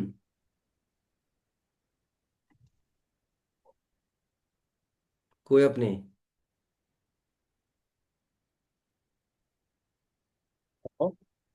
হ্যাঁ আমি শুনতেছি, আপনি বলেন। তার যে ক্ষেত্রে দলিলটি নিজে একটি নোটিশ, হুম।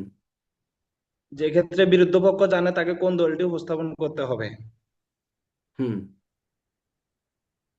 এরপর হচ্ছে স্যার, সময় দেওয়া লাগবে স্যার, আগে পড়িনি তো স্যার এটা। ঠিক আছে, মানে এটা আমি আপনাকে প্রশ্ন করা মানে একটা বিশেষজ্ঞ লক্ষ্য, যে আপনাদের প্রশ্নটা করে কি জানেন, এটা একটা একটা ম্যাজিক মনে করতে পারেন। এই যে আমি একজনকে প্রশ্ন করছি না, এখন আপনাদের সবার ভিতরে এমন একটা আকর্ষণ আসছে যে এটা আমাকে কিন্তু বলতে হবে, মানে প্রশ্নটা আমাকে করবে, তখন কিন্তু আপনার ব্রেনে 300 গুণ গতিতে কাজ করবে, মানে এটা আমি নিয়ে নেই তাড়াতাড়ি। এই যে একটা টাইম, এই টাইমের ভিতরে কিন্তু আপনার এটা কি হয়ে যায়, ক্যাপচার হয়ে যায়। মানে ধরুন আমি আরো 5বার কথা বললাম যতটুকু না হবে, আমি যে যে আপনাকে প্রশ্ন ছুড়ে দিলাম, এখন আপনার ভিতরে যে একটা মনোযোগ তৈরি হয়েছে, এটা কিন্তু আপনাকে দ্রুত মুখস্থ করাই দেবে বিষয়টা, এটার জন্য হলো প্রশ্নটা করা, এর বেশি কিন্তু কিছু না। আপনি যদি মনে করেন যে এটা প্রশ্ন করে আমি আমি সময় নষ্ট করতেছি, এটা না, মানে আপনার ব্রেনটাকে আরো বেশি ফোকাস করার জন্য এই প্রশ্নটা কি করা হয়, করা হয়। ঠিক আছে, তাহলে এখন কিন্তু অনেকে এই সময়ের ভিতরে কভার করে ফেলছেন, যার আগে কভার হয়েছিল না, একজনকে প্রশ্ন করছি, বাকিদের কিন্তু কি হয়ে গেছে, মোটামুটি এটা কভার হয়ে গেছে। খন্দকার সুলতান ভাই পারবেন? পারবেন? পারলে হাত তুলবেন, আচ্ছা ঠিক আছে, নাহলে না করে দিবেন। সম্রাট ভাই পারবেন? বলেন। আপনি তো ভাই ঘুমায় যাবেন, শুয়ে থেকে ক্লাস করলে তো ঘুম এসে পড়বে। বলেন, ফোন আনমিউট করেন।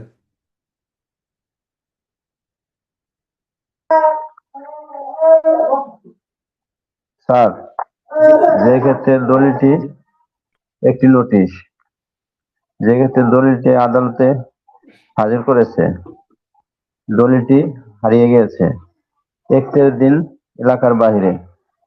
আপনি আর দুটো ভুলে গেছি স্যার, বাড়িতে আছেন স্যার। আপনি তো আগের দ্বারাই চলে গেছেন। ঠিক আছে, আচ্ছা। জসিমউদ্দিন ভাই পারবেন?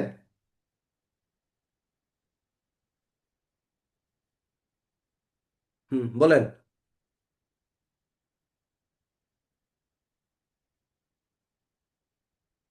আসসালামু আলাইকুম স্যার। ওয়ালাইকুম সালাম। স্যার, যে ক্ষেত্রে দলিলটি একটি নোটিশ হুম। আদালতে পূর্বেই ইতিপূর্বেই পেশ করা হয়েছে, আদালতে নোটিশটি করার আগেই ওই বিরোধী পক্ষ বল প্রয়োগ এবং শক্তি প্রয়োগ করে নিজের কাছে দলিলটি উম, রেখে দিছে। দলিলটি রেখে দিছে। হুম। আর দলিলটি ইতিপূর্বেই আরটা হচ্ছে স্যার, আহ, আদালতে করার আগেই পেশ করে ফেলছে এবং আচ্ছা। কি এখতিয়ার এলাকার বাইরে। হুম। হয়ে গেছিল। স্যার, আরেকটা হলো, আমি অনেকদিন আছি আরেকটা হলো হারায় গেছে পর্যন্ত। বলতে তারা স্বীকার করে নিয়েছে। একজন একটু ভালো করে বললে আমি মোটামুটি পরের দ্বারা চলে যাইতে পারতাম। তাহলে হ্যাঁ বলেন। বলেন রুবেল ইসলাম, বলেন। পঞ্চগড় না ঠাকুরগাঁও, বলেন তো দেখি। হ্যাঁ। চাঁপাইনবাবগঞ্জ স্যার। সবাই আসসালামু আলাইকুম নবগঞ্জ, স্যার। হ্যাঁ বলেন। স্যার, যে ক্ষেত্রে দলিলটি নিজেই একটি নোটিশ, হুম। যে ক্ষেত্রে দলিলটি হাজির করতেই হবে, আচ্ছা। যে ক্ষেত্রে বল প্রয়োগের মাধ্যমে দলিলটি আটক করে রেখেছে, হুম। যে ক্ষেত্রে দলিলটি আহ, আগেই উপস্থাপন করে ফেলছে, যে ক্ষেত্রে দলিলটি হারিয়ে গেছে, যে ক্ষেত্রে দলিলটি এখতিয়ারের বাইরে, যাকে হাজির করার নোটিশ দেবো সে এখতিয়ারের বাইরে রয়েছে। বুঝতে পারছি, সুন্দর হয়েছে। ওকে, ঠিক আছে। আচ্ছা, এটা নিয়ে আপনার আমার কষ্ট নিয়ে না, যে আমার প্রশ্ন করতেছে, আমার আমার স্লাইডে যেগুলো সামনে স্লাইড আমি তো বুঝি না। আপনার অনেকেই ভিডিও মোডে থাকেন, এটা একটা ভালো লক্ষণ। কিন্তু আমি তো আর সবাইকে দেখি না একসাথে। আমি 25 জন লোককে একসাথে দেখতে পারি। ঠিক আছে, বাকি দেখা যায় না। তো স্লাইড ঘুরে ঘুরে আমাকে দেখতে হয়।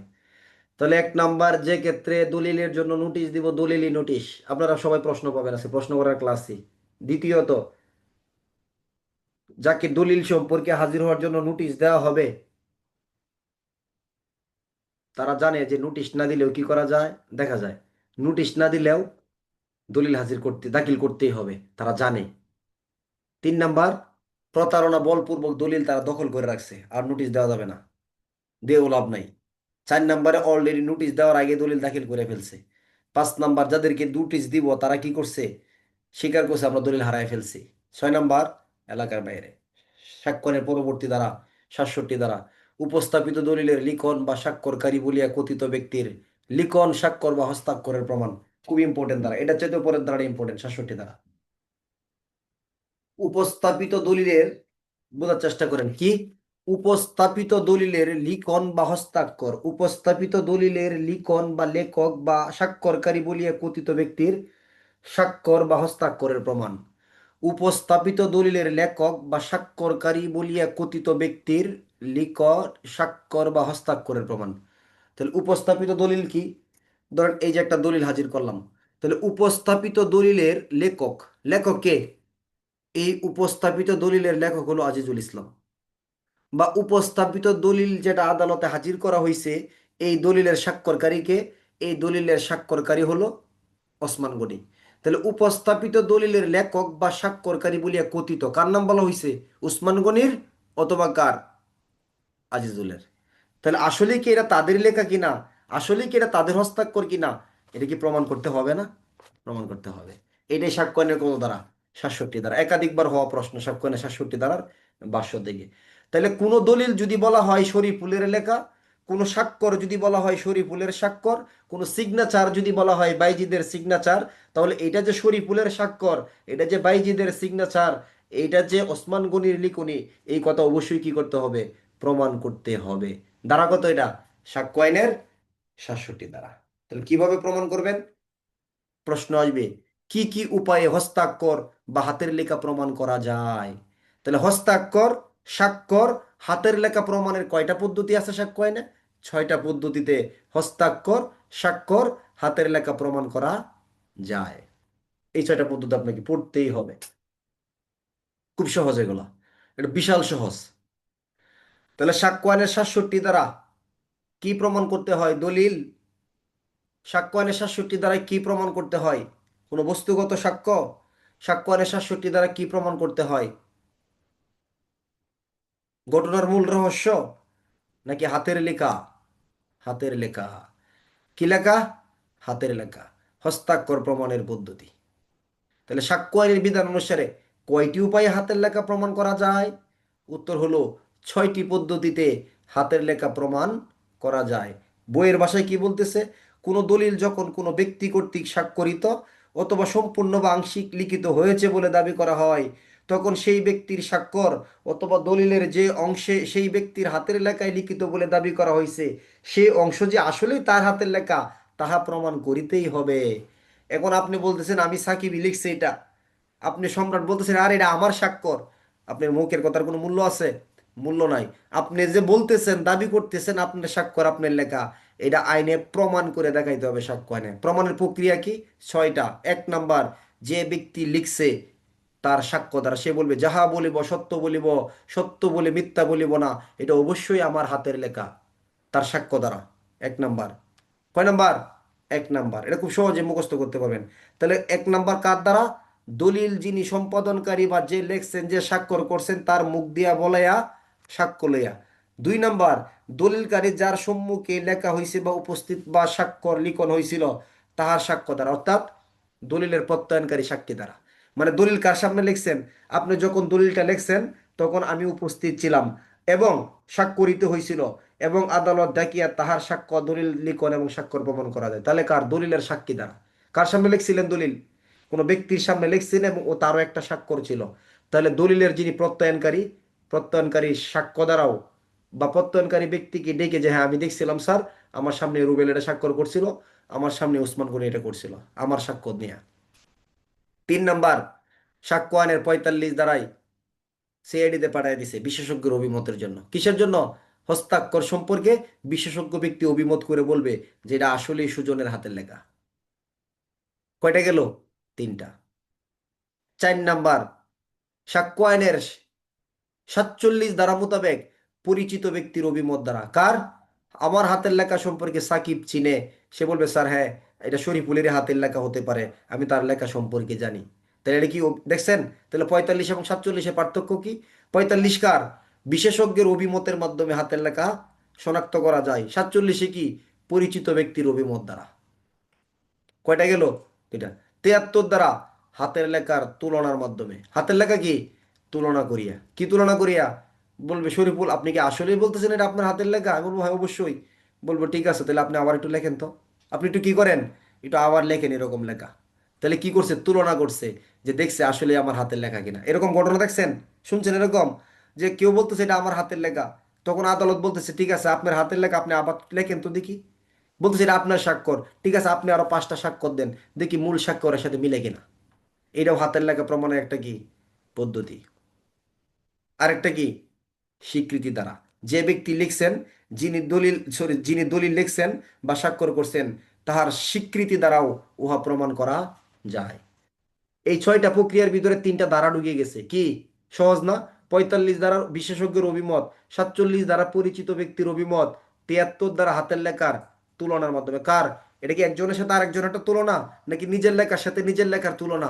নিজের লেখার সাথে নিজের লেখার কি করে তুলনা করার মাধ্যমে কি করা যায় এটা প্রমাণ। তাহলে ধারা দেয়া কয়টা? ৩টা। তাহলে প্রথমটা কি? যে লেখছে তার সাক্ষ্য দ্বারা। ২ নাম্বার, যে দেখছে তার সাক্ষ্য দ্বারা। ৩ নাম্বার ৪৫ দ্বারা বিশেষজ্ঞের অভিমত দ্বারা। ৪ নাম্বার ৪৭ দ্বারা পরিচিত ব্যক্তির অভিমত দ্বারা। ৫ নাম্বার সাক্ষ্য আইনের 73 ধারার হাতের লেখা তুলনার মাধ্যমে 6 নাম্বার যে লিখছে তার স্বীকৃতি দ্বারা। পারা যাবে? সহজ না একদম এটা? এটা খুব ইম্পর্টেন্ট প্রশ্ন, এসআই থেকে এসআই পদে 2বার হওয়া প্রশ্ন এটা। ঠিক আছে, তাহলে কনস্টেবল থেকে এসআই যে কখন হবে বলা যায় না। কি বললাম এটা? আমরা এটা কি পড়তেছি বলেন? কি প্রমাণের পদ্ধতি? দলিল প্রমাণ না হাতের লেখা? হাতের লেখা। হাতের লেখা বা হস্তাক্ষর বা স্বাক্ষর, হস্তাক্ষর বা স্বাক্ষর প্রমাণ করতে হবেই। ধারা কত? 67। কয়টা উপায়ে প্রমাণ করা যায়? 6টা। বলেন, 1 নম্বর যে লেখছে তার সাক্ষ্য দ্বারা। 2 নম্বর দলিল যার সামনে লেখা হয়েছে, অর্থাৎ দলিলের সাক্ষী দ্বারা। দলিলের কি? সাক্ষী দ্বারা। তাহলে যে লেখছে তার সাক্ষ্য দ্বারা। 2 নাম্বার যে দেখছে তার সাক্ষ্য দ্বারা। এক হচ্ছে সাক্ষ্য আর একটা হচ্ছে স্বীকৃতি, দুইটার ভিতরে পার্থক্য আছে। একটা হলো, আপনি এভাবে মনে রাখবেন, একটা হলো সাক্ষ্য আর একটা কি? স্বীকৃতি। এভাবেই লিখবেন। একে সাক্ষ্য দ্বারা, দুয়ে যে দেখছে তার সাক্ষ্য দ্বারা, তিনে 45-এর অভিমত দ্বারা, চারে 47-এর পরিচিত ব্যক্তির অভিমত, পাঁচে হলো সাক্ষ্য আইনে 73 দ্বারা দলিল মিলাইয়া বা তুলনা করার মাধ্যমে, 6 নাম্বার হলো কি?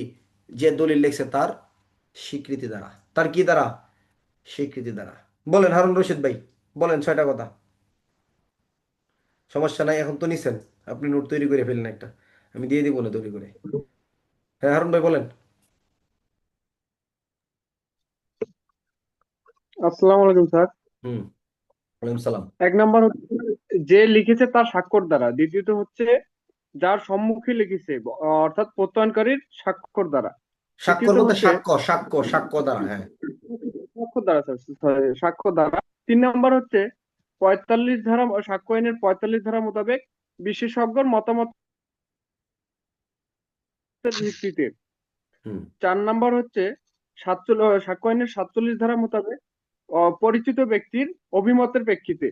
Are very good. 5 নাম্বার হচ্ছে 73 ধারার সাক্ষ্য আইনের 73 ধারা মোতাবেক হাতের লেখা তুলনা তুলনা করে আর কি, হাতের লেখা তুলনা করে। আর 6 নাম্বার হচ্ছে আপনার যে স্বীকৃতি দ্বারা, যে ব্যক্তি লিখেছে তার স্বীকৃতি দ্বারা। হুম, ওকে, মাসুদ রানা ভাই বলেন। হ্যাঁ মাসুদ রানা বলেন ভাই, ভাই বলেন, আমি আপনাকে অ্যাডমিট করে দিছি, বলেন। হ্যাঁ, যে ব্যক্তি লিখেছে তাহার সাক্ষ্য দ্বারা, যার সামনে লিখেছে তাহার সাক্ষ্য দ্বারা, বিশেষজ্ঞের মতামত 47 ধারা মোতাবেক, 45 ধারা মোতাবেক, 47 দ্বারা পরিচিত ব্যক্তির দ্বারা, হুম, 73 এসে লেখা তুলনা করে, আর যে ব্যক্তি লিখেছে তাহার স্বীকৃতি দ্বারা। Very good. আপনি আপনি কোথায় কর্মরত আছেন?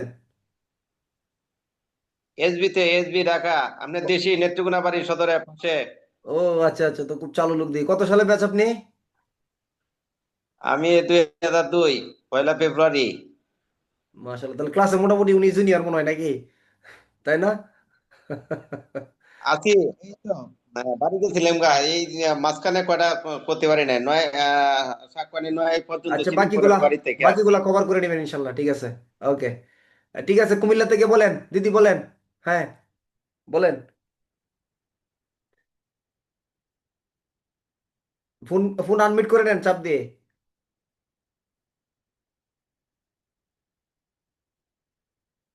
হয় না? হ্যাঁ বলেন। স্যার যে স্বাক্ষর দিছে, 1 নাম্বার যে স্বাক্ষর দিছে তার স্বীকৃতি দ্বারা। 2 প্রথম হচ্ছে যে যার সাক্ষ্য দ্বারা। সাক্ষ্য দ্বারা, হ্যাঁ। হ্যাঁ, তার সাক্ষ্য দ্বারা, যার সম্মুখে বা স্বাক্ষর করা আছে সেই ব্যক্তির প্রত্যয়নের সাক্ষ্য দ্বারা, প্রত্যয়নকারীর সাক্ষ্য দ্বারা। 3 হচ্ছে সাক্ষ্য আইনের 45 ধারার মধ্যে বিশেষজ্ঞের অভিমতের বা ফরেনসিকে ওই হস্তাক্ষর সাক্ষ্য দ্বারা। আর 4 বলছে স্যার 47 ধারার যে হস্তাক্ষরের অভিন্ন অভিমত দ্বারা। আর 5 নাম্বারে বলছে স্যার 73 ধারার মধ্যে লেখা তুলনা করা। আর 6 নাম্বার বলছে স্যার যে স্বাক্ষর করছে তার স্বীকৃতি দ্বারা এটা করা যাবে স্যার। Very good. সহজ না কথাগুলা? একদম সহজ কি না? সহজ, কিন্তু এই কথাগুলা মানে আমরা পড়ি না। তারপরে কি হয়, যে সাক্ষ্যের সব দ্বারাই পড়ছি, এগুলো ভাষ্য, এগুলা কিন্তু ভাষ্য, সরাসরি মূল বইয়ে পাবেন না এই কথাগুলা। কিন্তু সাক্ষ্য আইনের 70% প্রশ্ন ভাষ্য থেকে হয়, এটা মনে রাখবেন। কত পার্সেন্ট? সাক্ষ্য আইনের 70% প্রশ্ন ভাষ্য কেন্দ্রিক হয়। এই জন্য ভাষ্য যদি সাক্ষ্য আইনের ভাষ্যটা আপনার কেনার দরকার নেই। সাক্ষ্য আইনের যে ভাষ্য থেকে প্রশ্ন হইতে পারে সব প্রশ্ন আমার গাইডে দেওয়া আছে। এই জন্য আপনি না কিনলেও চলবে, কিন্তু আমি বই কিনতে কাউকে নিরুৎসাহিত করি না, আমি উৎসাহিত করি।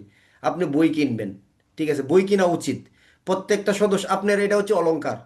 আপনার বিশেষ করে আপনি একজন আমাদের যেন আমার স্ত্রীকে যদি আমি একটা গোল্ডের অলংকার কিনে দিই সে খুশি হয় না? আপনার কাছে একটা বই আসলে আপনাকে এরকম খুশি হইতে হবে, এটা আপনার অলংকার। মানুষের জ্ঞান বৃদ্ধি কখনোই পাবে না যদি সে বই না পড়ে, এটা যে কোনো লেভেলের বই হোক পড়তে হবে। একজন দুর্বল লোকের বই হোক আপনি পড়তে থাকবেন, আপনার মেধা বৃদ্ধি পাবে। জ্ঞান বৃদ্ধি হওয়ার হাতিয়ারের নাম হচ্ছে কি? বই। ঠিক আছে, এই জন্য পড়তে হবে আপনাকে। বই কিনবেন, এটা সাক্ষ্য বাসো আর কত টাকায় দাম, ঠিক আছে, কিনে নেবেন। আচ্ছা, হ্যাঁ। এরপর তাহলে আমরা এই ধারাটা কিন্তু ক্লিয়ার করে ফেললাম। তাহলে কি পড়ছে এই ধারা? কি পড়তে হবে?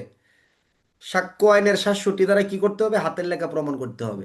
কয়টা উপায়ে প্রমাণ করা যায়? ৬টা উপায়ে প্রমাণ করা যায়। কি কি?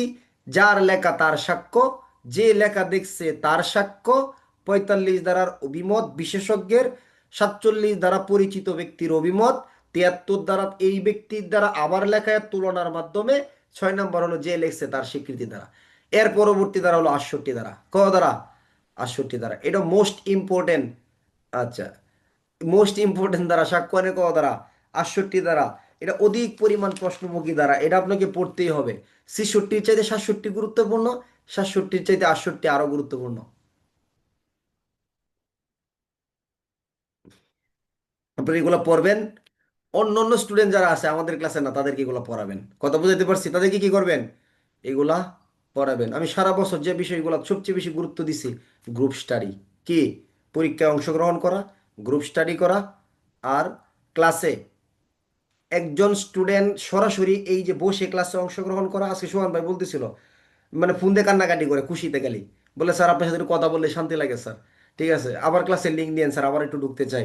মানে কোনোদিন এমন হয় নাই যে ক্লাসে আসে ভিডিও মোডে ছিল না, মানে হচ্ছে ভিডিও মোড পার্টি ক্লাসে, মানে ক্লাসে থাকবে, প্রেজেন্ট থাকবে, আই কন্টাক্ট থাকবে, একটা বিষয়টা হচ্ছে এরকম। আমি বলতেছি না যে আপনার অসুবিধা আছে ভিডিও মোডে থাকেন, বাসায় সমস্যা আছে ভিডিও মোডে থাকে, এরকম না। কিন্তু এটা ক্লাসের আগ্রহ বোঝায়, এই জায়গাটাকে কি বোঝায়? একটা আগ্রহের জায়গা বোঝানো। আপনি যখন ক্লাসে ভিডিও মোডে থাকবেন, আপনি কিন্তু ইচ্ছা করলেও কি হইতে পারবেন না? অসচেতন হইতে পারবেন। আমরা অ্যালার্ট থাকা লাগবে ক্লাসে, পূর্ণ মনোযোগ আসবে ক্লাসে। আর যখন ভিডিওটা বন্ধ করে রাখবেন, তখন কিন্তু আপনি নাড়াচাড়া করবেন, এই ধরবেন সেই ধরবেন, সিগারেট টানবেন, এইখানে যাবেন সেইখানে যাবেন, তাই না? কিন্তু আপনি ভিডিও মোডে আছেন মানে আপনি বুঝতেছেন যে আমি আপনাকে দেখতেছি। এই জন্য কিন্তু আপনি কিন্তু এখানে কি একটা রেস্ট্রিকশনের ভিতরে চলে আসলেন। চেষ্টা করবেন এটা করার জন্য। তা আমি তো সবাই দেখতে পারি না, কিন্তু এটা করবেন। আপনি এইভাবে সেট আপ করে নেবেন। আচ্ছা, তাহলে সাক্ষ্যের পরবর্তী দ্বারা হচ্ছে ৬৮। ৬৮ দ্বারা আলোচনার বিষয়বস্তু হলো যে দলিল সত্যায়িত করা আইনত প্রয়োজন তাহা সম্পাদনের প্রমাণ। গুরুত্বপূর্ণ দ্বারা কিন্তু। যে দলিল সত্যায়িত করা আইনত প্রয়োজন সেই সমস্ত দলিল বা তাহা সম্পাদনের প্রমাণ। দেখেন বইয়ের ভাষায় কি বলে, ভাষ্য কি বলে, আমি সহজ করে দিচ্ছি। যে দলিল আইনে সত্যায়ন করার জন্য নির্দেশিত সেই দলিল প্রমাণ করিবার জন্য অন্ততপক্ষে কয়জন? একজন সত্যায়নকারী সাক্ষীকে তলব না করা পর্যন্ত দলিলটি সাক্ষ্য হিসেবে ব্যবহার করা যাবে না। কিছু দলিল আছে কি করতে হয়, কিছু দলিল আছে এগুলো সত্যায়ন করতে হয়। সত্যায়ন এবং প্রত্যয়ন নিয়ে আমি পরে একদিন বলবো, আজকে সংক্ষেপে বলে দিই। সত্যায়ন আর কি? প্রত্যয়ন। সত্যায়ন এবং প্রত্যয়ন। ধরেন আপনি একটা চাকরির জন্য আপনার একটা ছবি বা কিছু সার্টিফিকেট বা ফটোকপি আপনার কলেজের একজন প্রফেসর দ্বারা সত্যায়িত করাইছেন। কি করাইছেন? এটা সত্যায়িত করাইছেন। তাহলে এটা কি দলিল? এটা কি ফটোকপি? বলেন, সত্যায়িত ফটোকপি। কি ফটোকপি? সত্যায়িত ফটোকপি। আর প্রত্যয়িত বা প্রত্যয়নকারী কোনটা? ধরেন একটা দলিল, আপনি দলিল কি করছেন? সম্পাদন করে দিয়েছেন। আপনি দলিলটা সম্পত্তিটা অন্য একজন ব্যক্তিকে লিখে দিয়েছেন। এই দলিলের ভিতরে দুইজন কি আছে? সাক্ষী আছে। এই দলিলের সাক্ষীদেরকে বলা হয় প্রত্যয়নকারী। বুঝতে পারছেন? বুঝাইতে পারছি?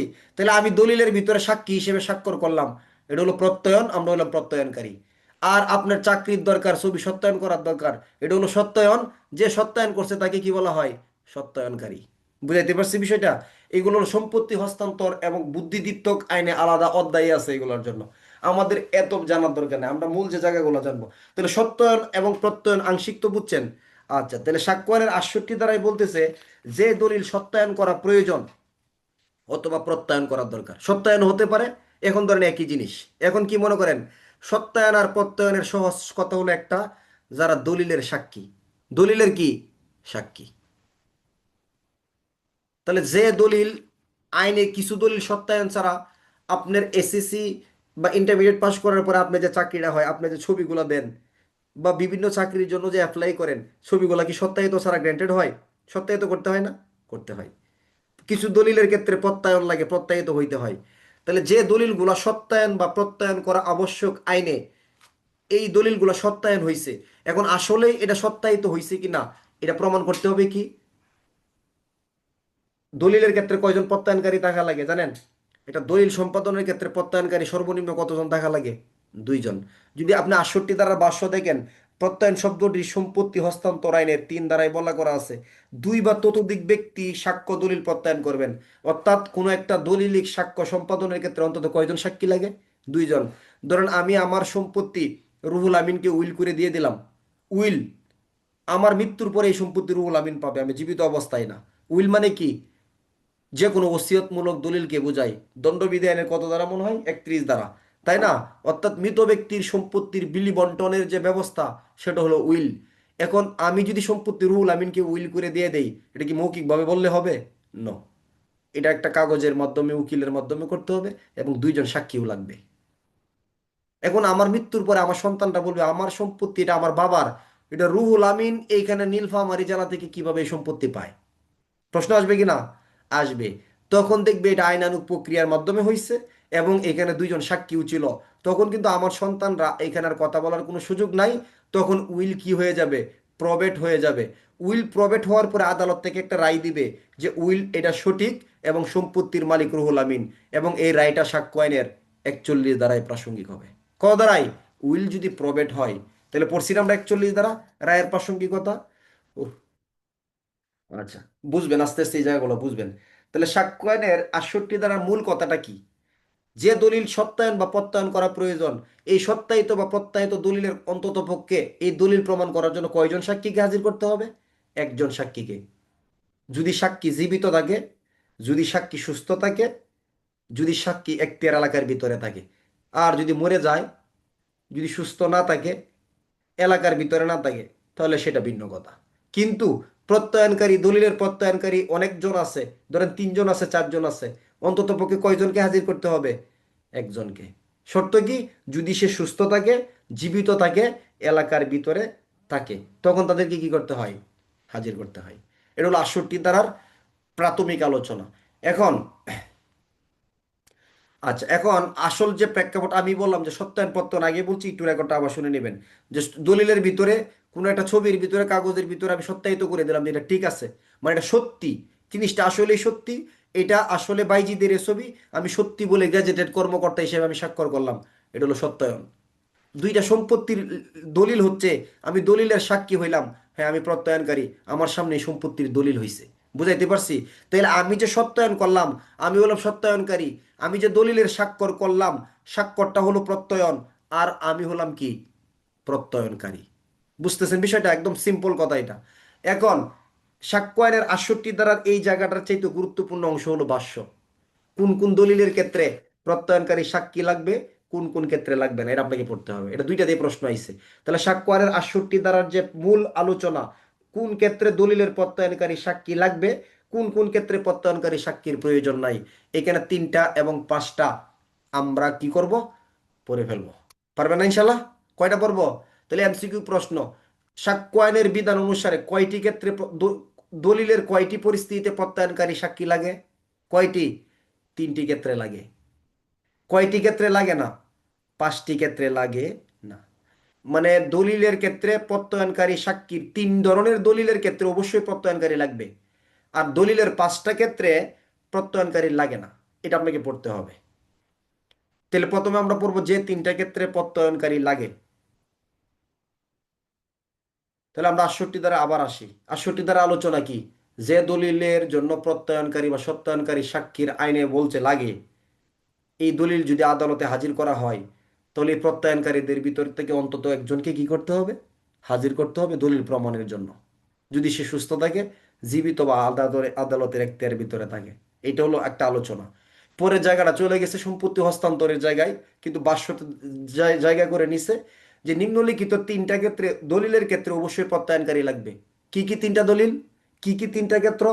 100 টাকার ঊর্ধ্বে যাহা মূল আদান প্রদান সেই রকম বন্ধকি দলিল। আমি আমার সম্পত্তি সাইফুল ইসলাম গোপালগঞ্জের কাছে বন্ধক রাখলাম, লেনদেন কত টাকার উপরে? ধরেন আমার রেশন কার্ড আমি তার কাছে বন্ধক রাখলাম 500 টাকার ভিতরে, তাহলে এই বন্ধকি দলিলের লেনদেনটা 100 টাকার কম না বেশি? বেশি। তাহলে সেই ক্ষেত্রে দলিলের ক্ষেত্রে অবশ্যই একটা কি লাগবে? প্রত্যয়নকারী লাগবে, এটা নাহলে পরবর্তীতে এটা আমাদের ভেজাল হবে। এখানে একটা কথা বলে দেই, এই আমাদের পুলিশিং এর ক্ষেত্রে এটা আপনারা অনেকেই বোকামিটা করে, আমাদের কাছে অনেকেই ফোন দেয়, যেমন লেনদেন করতেছে বিশ্বাস বেস্টমেটের কাছে বা পরিচিত কোনো ম্যানেজারের কাছে, কি রেশন কার্ড বন্ধক দিছে কত টাকায়? 1 লক্ষ টাকায়। দিছে কি জানেন? কি দিচ্ছে ডকুমেন্ট? তার কমিউনিটি ব্যাংকের একটা ব্লাঙ্ক স্টাম্প, একটা ব্লাঙ্ক চেক দিয়ে দিছে। কমিউনিটি ব্যাংকের একটা কি দিছে? Blank cheque. সে যদি এখানে 25 লক্ষ টাকা বসায় আপনি তাকে দিতে বাধ্য থাকবেন। অতএব আমি বলতে চাচ্ছি যে আপনার লাইফে কখনো কোনো লেনদেনে যেই হোক কখনো কাউকে ব্লাঙ্ক চেক প্রদান করা যাবে যাবে না, কোনো সুযোগ নাই। ব্লাঙ্ক চেক দেওয়া মানে আপনি সর্বশান্ত হয়ে যাওয়া। হয়তো বিশ্বাস আছে দিয়ে দিছেন, কিন্তু এটা করার সুযোগ নাই। আপনি টাকার সংখ্যা অবশ্যই বসাই দিবেন, নাহলে দিবেন না, কখনো দেওয়ার সুযোগ নাই। এভাবে অনেকেই বিপদগ্রস্ত হয়েছে। আজকেও একজন ব্যক্তি এরকম ভিকটিম আসছে, দিছে 14 লক্ষ টাকার দান বসাইছে তাকে। আমি বলছি আপনি তো ভাগ্য ভালো যে 14 লক্ষ বসাইছে, যে এখানে 1 কোটি 14 লাখ লেখা নাই। এটা তো আপনার ভাগ্য ভালো, ঠিক আছে। আচ্ছা, ব্লাঙ্ক চেক দেওয়ার কোনো সুযোগ নাই কাউকে, কোনো অবস্থায়, নিয়মও নাই, রুলসও নাই এটা। আচ্ছা, এরপরে আসেন, তাহলে 100 টাকার উপরে কোনো বন্ধকি দলিল, 100 টাকার উপরে যাহার আদান প্রদান এরকম বন্ধকি দলিল। স্থাবর সম্পত্তির দানমূলক দলিল। তাহলে স্থাবর সম্পত্তি দানমূলক, আপনি হেবা করে দিচ্ছেন, নানা সম্পত্তি নাতিকে দিয়ে দিচ্ছে, বাবা ছেলেকে দিচ্ছে, ধরেন মা সন্তানকে দিচ্ছে, কি দানমূলক হেবা দলিল। এটার ক্ষেত্রে কি লাগবে? প্রত্যয়নকারী লাগবে। আর একটু আগে যেটা বললাম, আমি আমার সম্পত্তি কাকে উইল করে দিছি? রুহুলকে। উইল বা ইচ্ছাপত্র এই ক্ষেত্রে লাগবে। তাহলে এই তিনটা বলেন কয়টা ক্ষেত্রে? প্রত্যয়নকারী তো বুঝছেন এখন নাকি? দলিলের সাক্ষী, দলিলের সাক্ষী মানে প্রত্যয়নকারী। কয়টা ক্ষেত্রে প্রত্যয়নকারী লাগে? কয়টা ক্ষেত্রে বলেন? 3টা ক্ষেত্রে। 1 নাম্বার, সহজ, আইনের সহজ রূপ আছে। 100 টাকার উপরে কোনো লেনদেন এমন বন্ধকি দলিল, স্থাবর সম্পত্তির দানমূলক দলিল, উইল বা ইচ্ছাপত্র। উইল বা ইচ্ছাপত্র।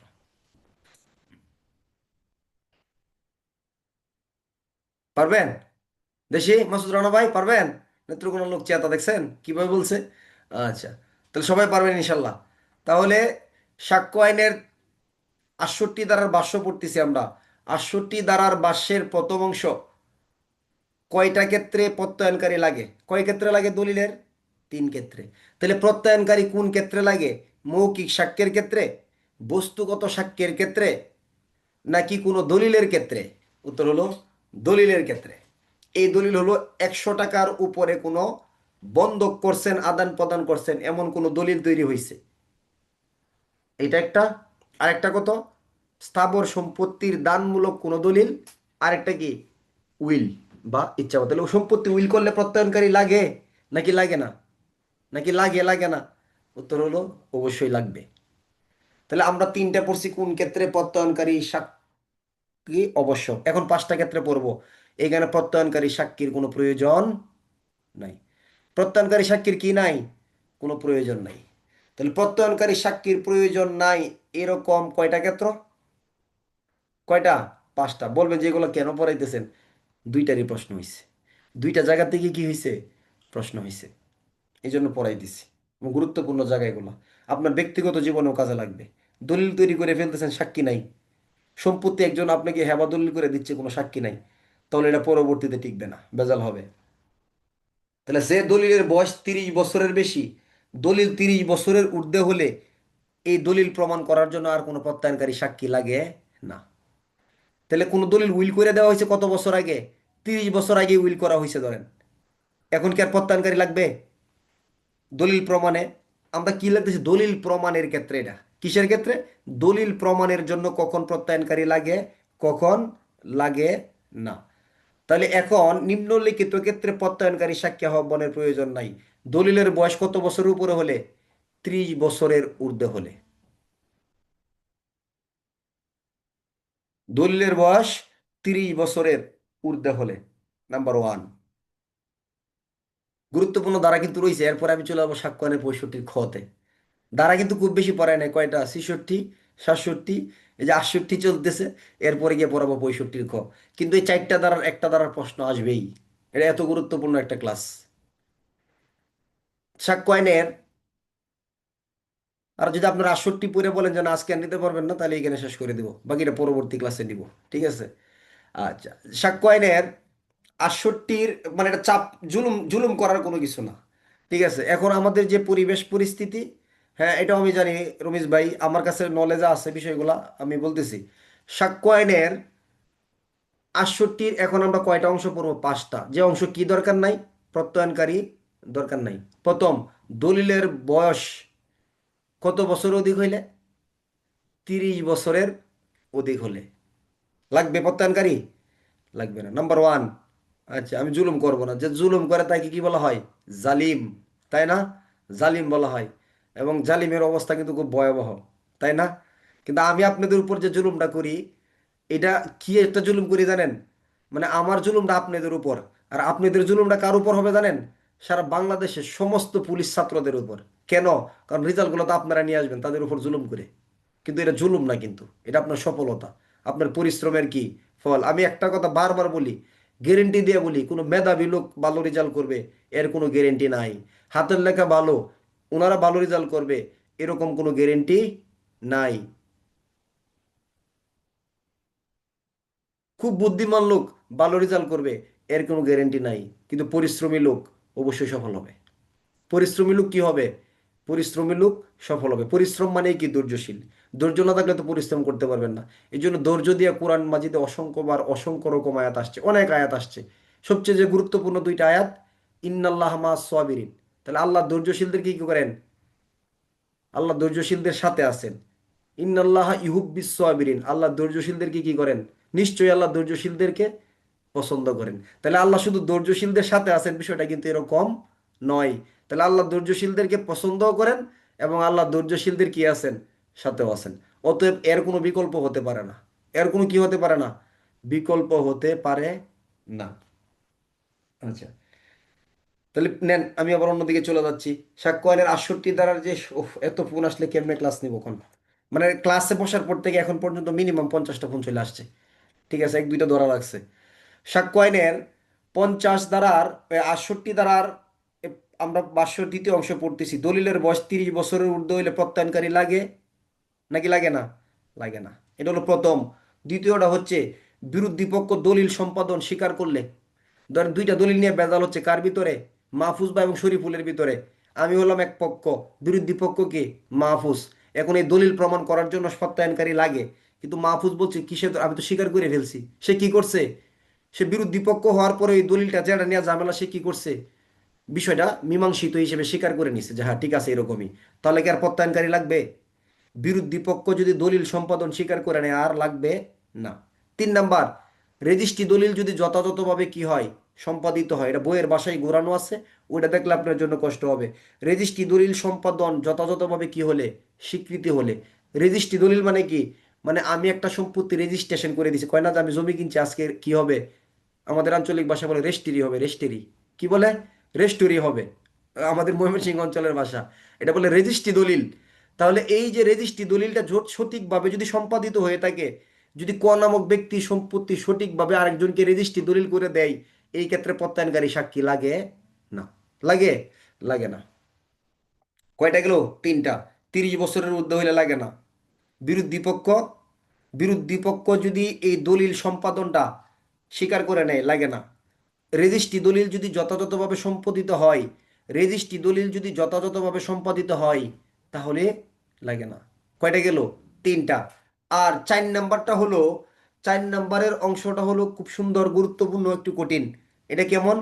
যেমন ধরেন, আপনার বিরুদ্ধে একটা দলিল নিয়ে হাজির করার জন্য কি দেওয়া হয়েছে? নোটিশ দেওয়া হয়েছে।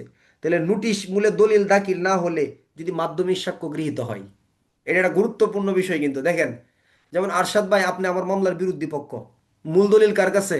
আপনার কাছে। এই মামলার এই মূল দলিল সম্পর্কে কি লাগবে? একটা প্রত্যয়নকারী লাগবে। কিন্তু মূল দলিল কি আপনি হাজির করছেন? আপনি তো হাজির করেন নাই। এখন বিচার কার্যক্রম চলতেছে কি দিয়া? মাধ্যমিক সাক্ষ্য দিয়া। তাহলে মূল দলিল যদি আপনি হাজির করতেন তাহলে প্রমাণের জন্য প্রত্যয়নকারী লাগতো। তা আপনি তো মূল দলিল হাজির করেন নাই, আমি 65 ধারার ক্ষমতায় মাধ্যমিক সাক্ষ্য দিয়ে বিচার চালাইতেছি, এখানে আর প্রত্যয়নকারী যদিও বা লাগতো, এখন আর লাগবে না। বুঝছেন বিষয়টা? অর্থাৎ নোটিশ দিলে বিরোধী পক্ষ মূল দলিল হাজির যদি না করে, তাহলে সেই ক্ষেত্রে কেন নাই, এগুলো দেয়া আছে না আমার হ্যান্ড নোটে, এই কথাগুলা আছে না এগুলা?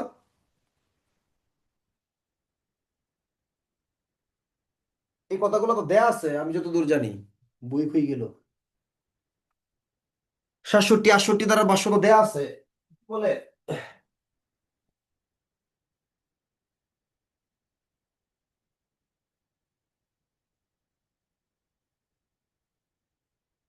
নাই, যদি এগুলো ভাষ্য সূচিতে দিতে গেলে একটু জটিলতা হয়। তারপরে 1 মিনিট,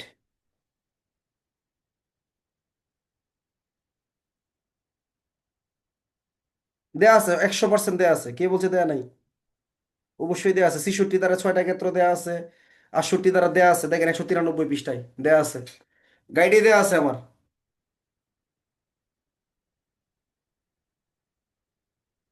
আমি তো এখান থেকে আপনাকে দিচ্ছি এগুলা, এখান থেকে তো হ্যান্ড নোট গুলা দেয়া। আচ্ছা, না থাকলে আমি আবার দিব, ওকে, দিয়ে দিব, টেনশন করেন না।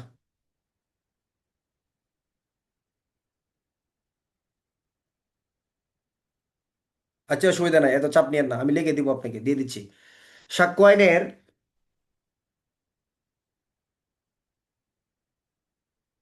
আপনারা লেখালেখি করেন, আচ্ছা, আপনি বিচার্য বিষয়ে দেখেন, আপনার অপ্রাসঙ্গিক বিষয় চলে যান। আমি দিব তো, বলছি, কথা দিছি না। সাক্ষ্য আইনের তাহলে 4টা গেল, 5 নাম্বারটা কি? উইল যদি প্রবেটকৃত হয়ে যায়। উইল কি হয়ে যায়? উইল যদি প্রবেট হয়ে যায়, তাহলে সেই ক্ষেত্রে কি লাগবে না? উইল প্রবেট মানে বুঝছেন তো? প্রবেট মানে কি? উইল প্রমাণ হয়ে গেছে, তাহলে এই ক্ষেত্রে আর প্রত্যয়নকারীর কোনো প্রয়োজন নাই। তাহলে এখন বলেন 3টা আর 5টা, 3 ক্ষেত্রে অবশ্যই লাগবে 100 টাকার উপরে কোনো লেনদেন, এমন বন্ধকের দলিল, স্থাবর সম্পত্তির দানমূলক দলিল, উইল বা ইচ্ছাপত্র, প্রত্যয়নকারী প্রত্যয়নকারী লাগবে। লাগবে না 5টা ক্ষেত্রে, কি কি? দলিলের বয়স 30 বছরের উপরে, বিরোধী পক্ষ দলিল সম্পাদন স্বীকার করে নিলে, রেজিস্ট্রি দলিল সঠিকভাবে সম্পাদন হলে, মানে অস্বীকৃতি না হলে বলা আছে বইয়ের ভাষা, আমি সহজ করে দিচ্ছি। রেজিস্ট্রি দলিল সঠিকভাবে কি হলে? সম্পাদিত হলে, নোটিশ মূলে মূল দলিল দাখিল না করলে যদি মাধ্যমিক সাক্ষ্য গৃহীত হয়, যদি আরো সহজে বলেন, যেখানে মাধ্যমিক সাক্ষ্যের মাধ্যমে বিচার কার্যক্রম চলে, মূল দলিল দাখিল না করার কারণে এখানে প্রত্যয়নকারী দরকার নাই। আর উইল যদি কি হয়ে যায়? প্রবেট হয়ে যায়। উইল যদি প্রবেট হয়ে যায়, তাহলে সেই ক্ষেত্রেও লাগবে না। ধারা কত? সাক্ষ্য আইনের 68 ধারা, সাক্ষ্য আইনের 68 ধারা। আজকে এই পর্যন্ত, এর বেশি দিলে নিতে পারবেন না, এটা আপনাদের জন্য লোড হবে। ঠিক আছে, কি হবে? লোড হবে। তাহলে মূল আলোচনা কি? 66 ধারায় নোটিশ দিতে হয়, না দিলে 65 মাধ্যমিক সাক্ষ্য গ্রহণযোগ্য হয় না। তবে কয়টা ক্ষেত্রে দিতে হয় না? 6টা ক্ষেত্রে। যে ক্ষেত্রে দলিলটাই নোটিশ, বিরোধী পক্ষ জানে যেটা হাজির করতেই হবে, তারা এটা বেআইনিভাবে বল প্রয়োগের মাধ্যমে দখলে রাখছে, তারা অলরেডি হাজির করে ফেলছে, হারাই গেছে বলে স্বীকার করে নিছে এলাকার বাহিরে, বাস। সাক্ষ্য আইনের পরবর্তী ধারা হলো কত? 67। কোন দলিলের লেখক বা স্বাক্ষরকারী যে বলতেছে, দাবি করতেছে, তার লেখা বা স্বাক্ষর কি করতে হয়? প্রমাণ করতে হয়। ধারা কত ধারা? সাক্ষ্য আইনের 67 ধারা। এটা প্রমাণের পদ্ধতি কয়টা?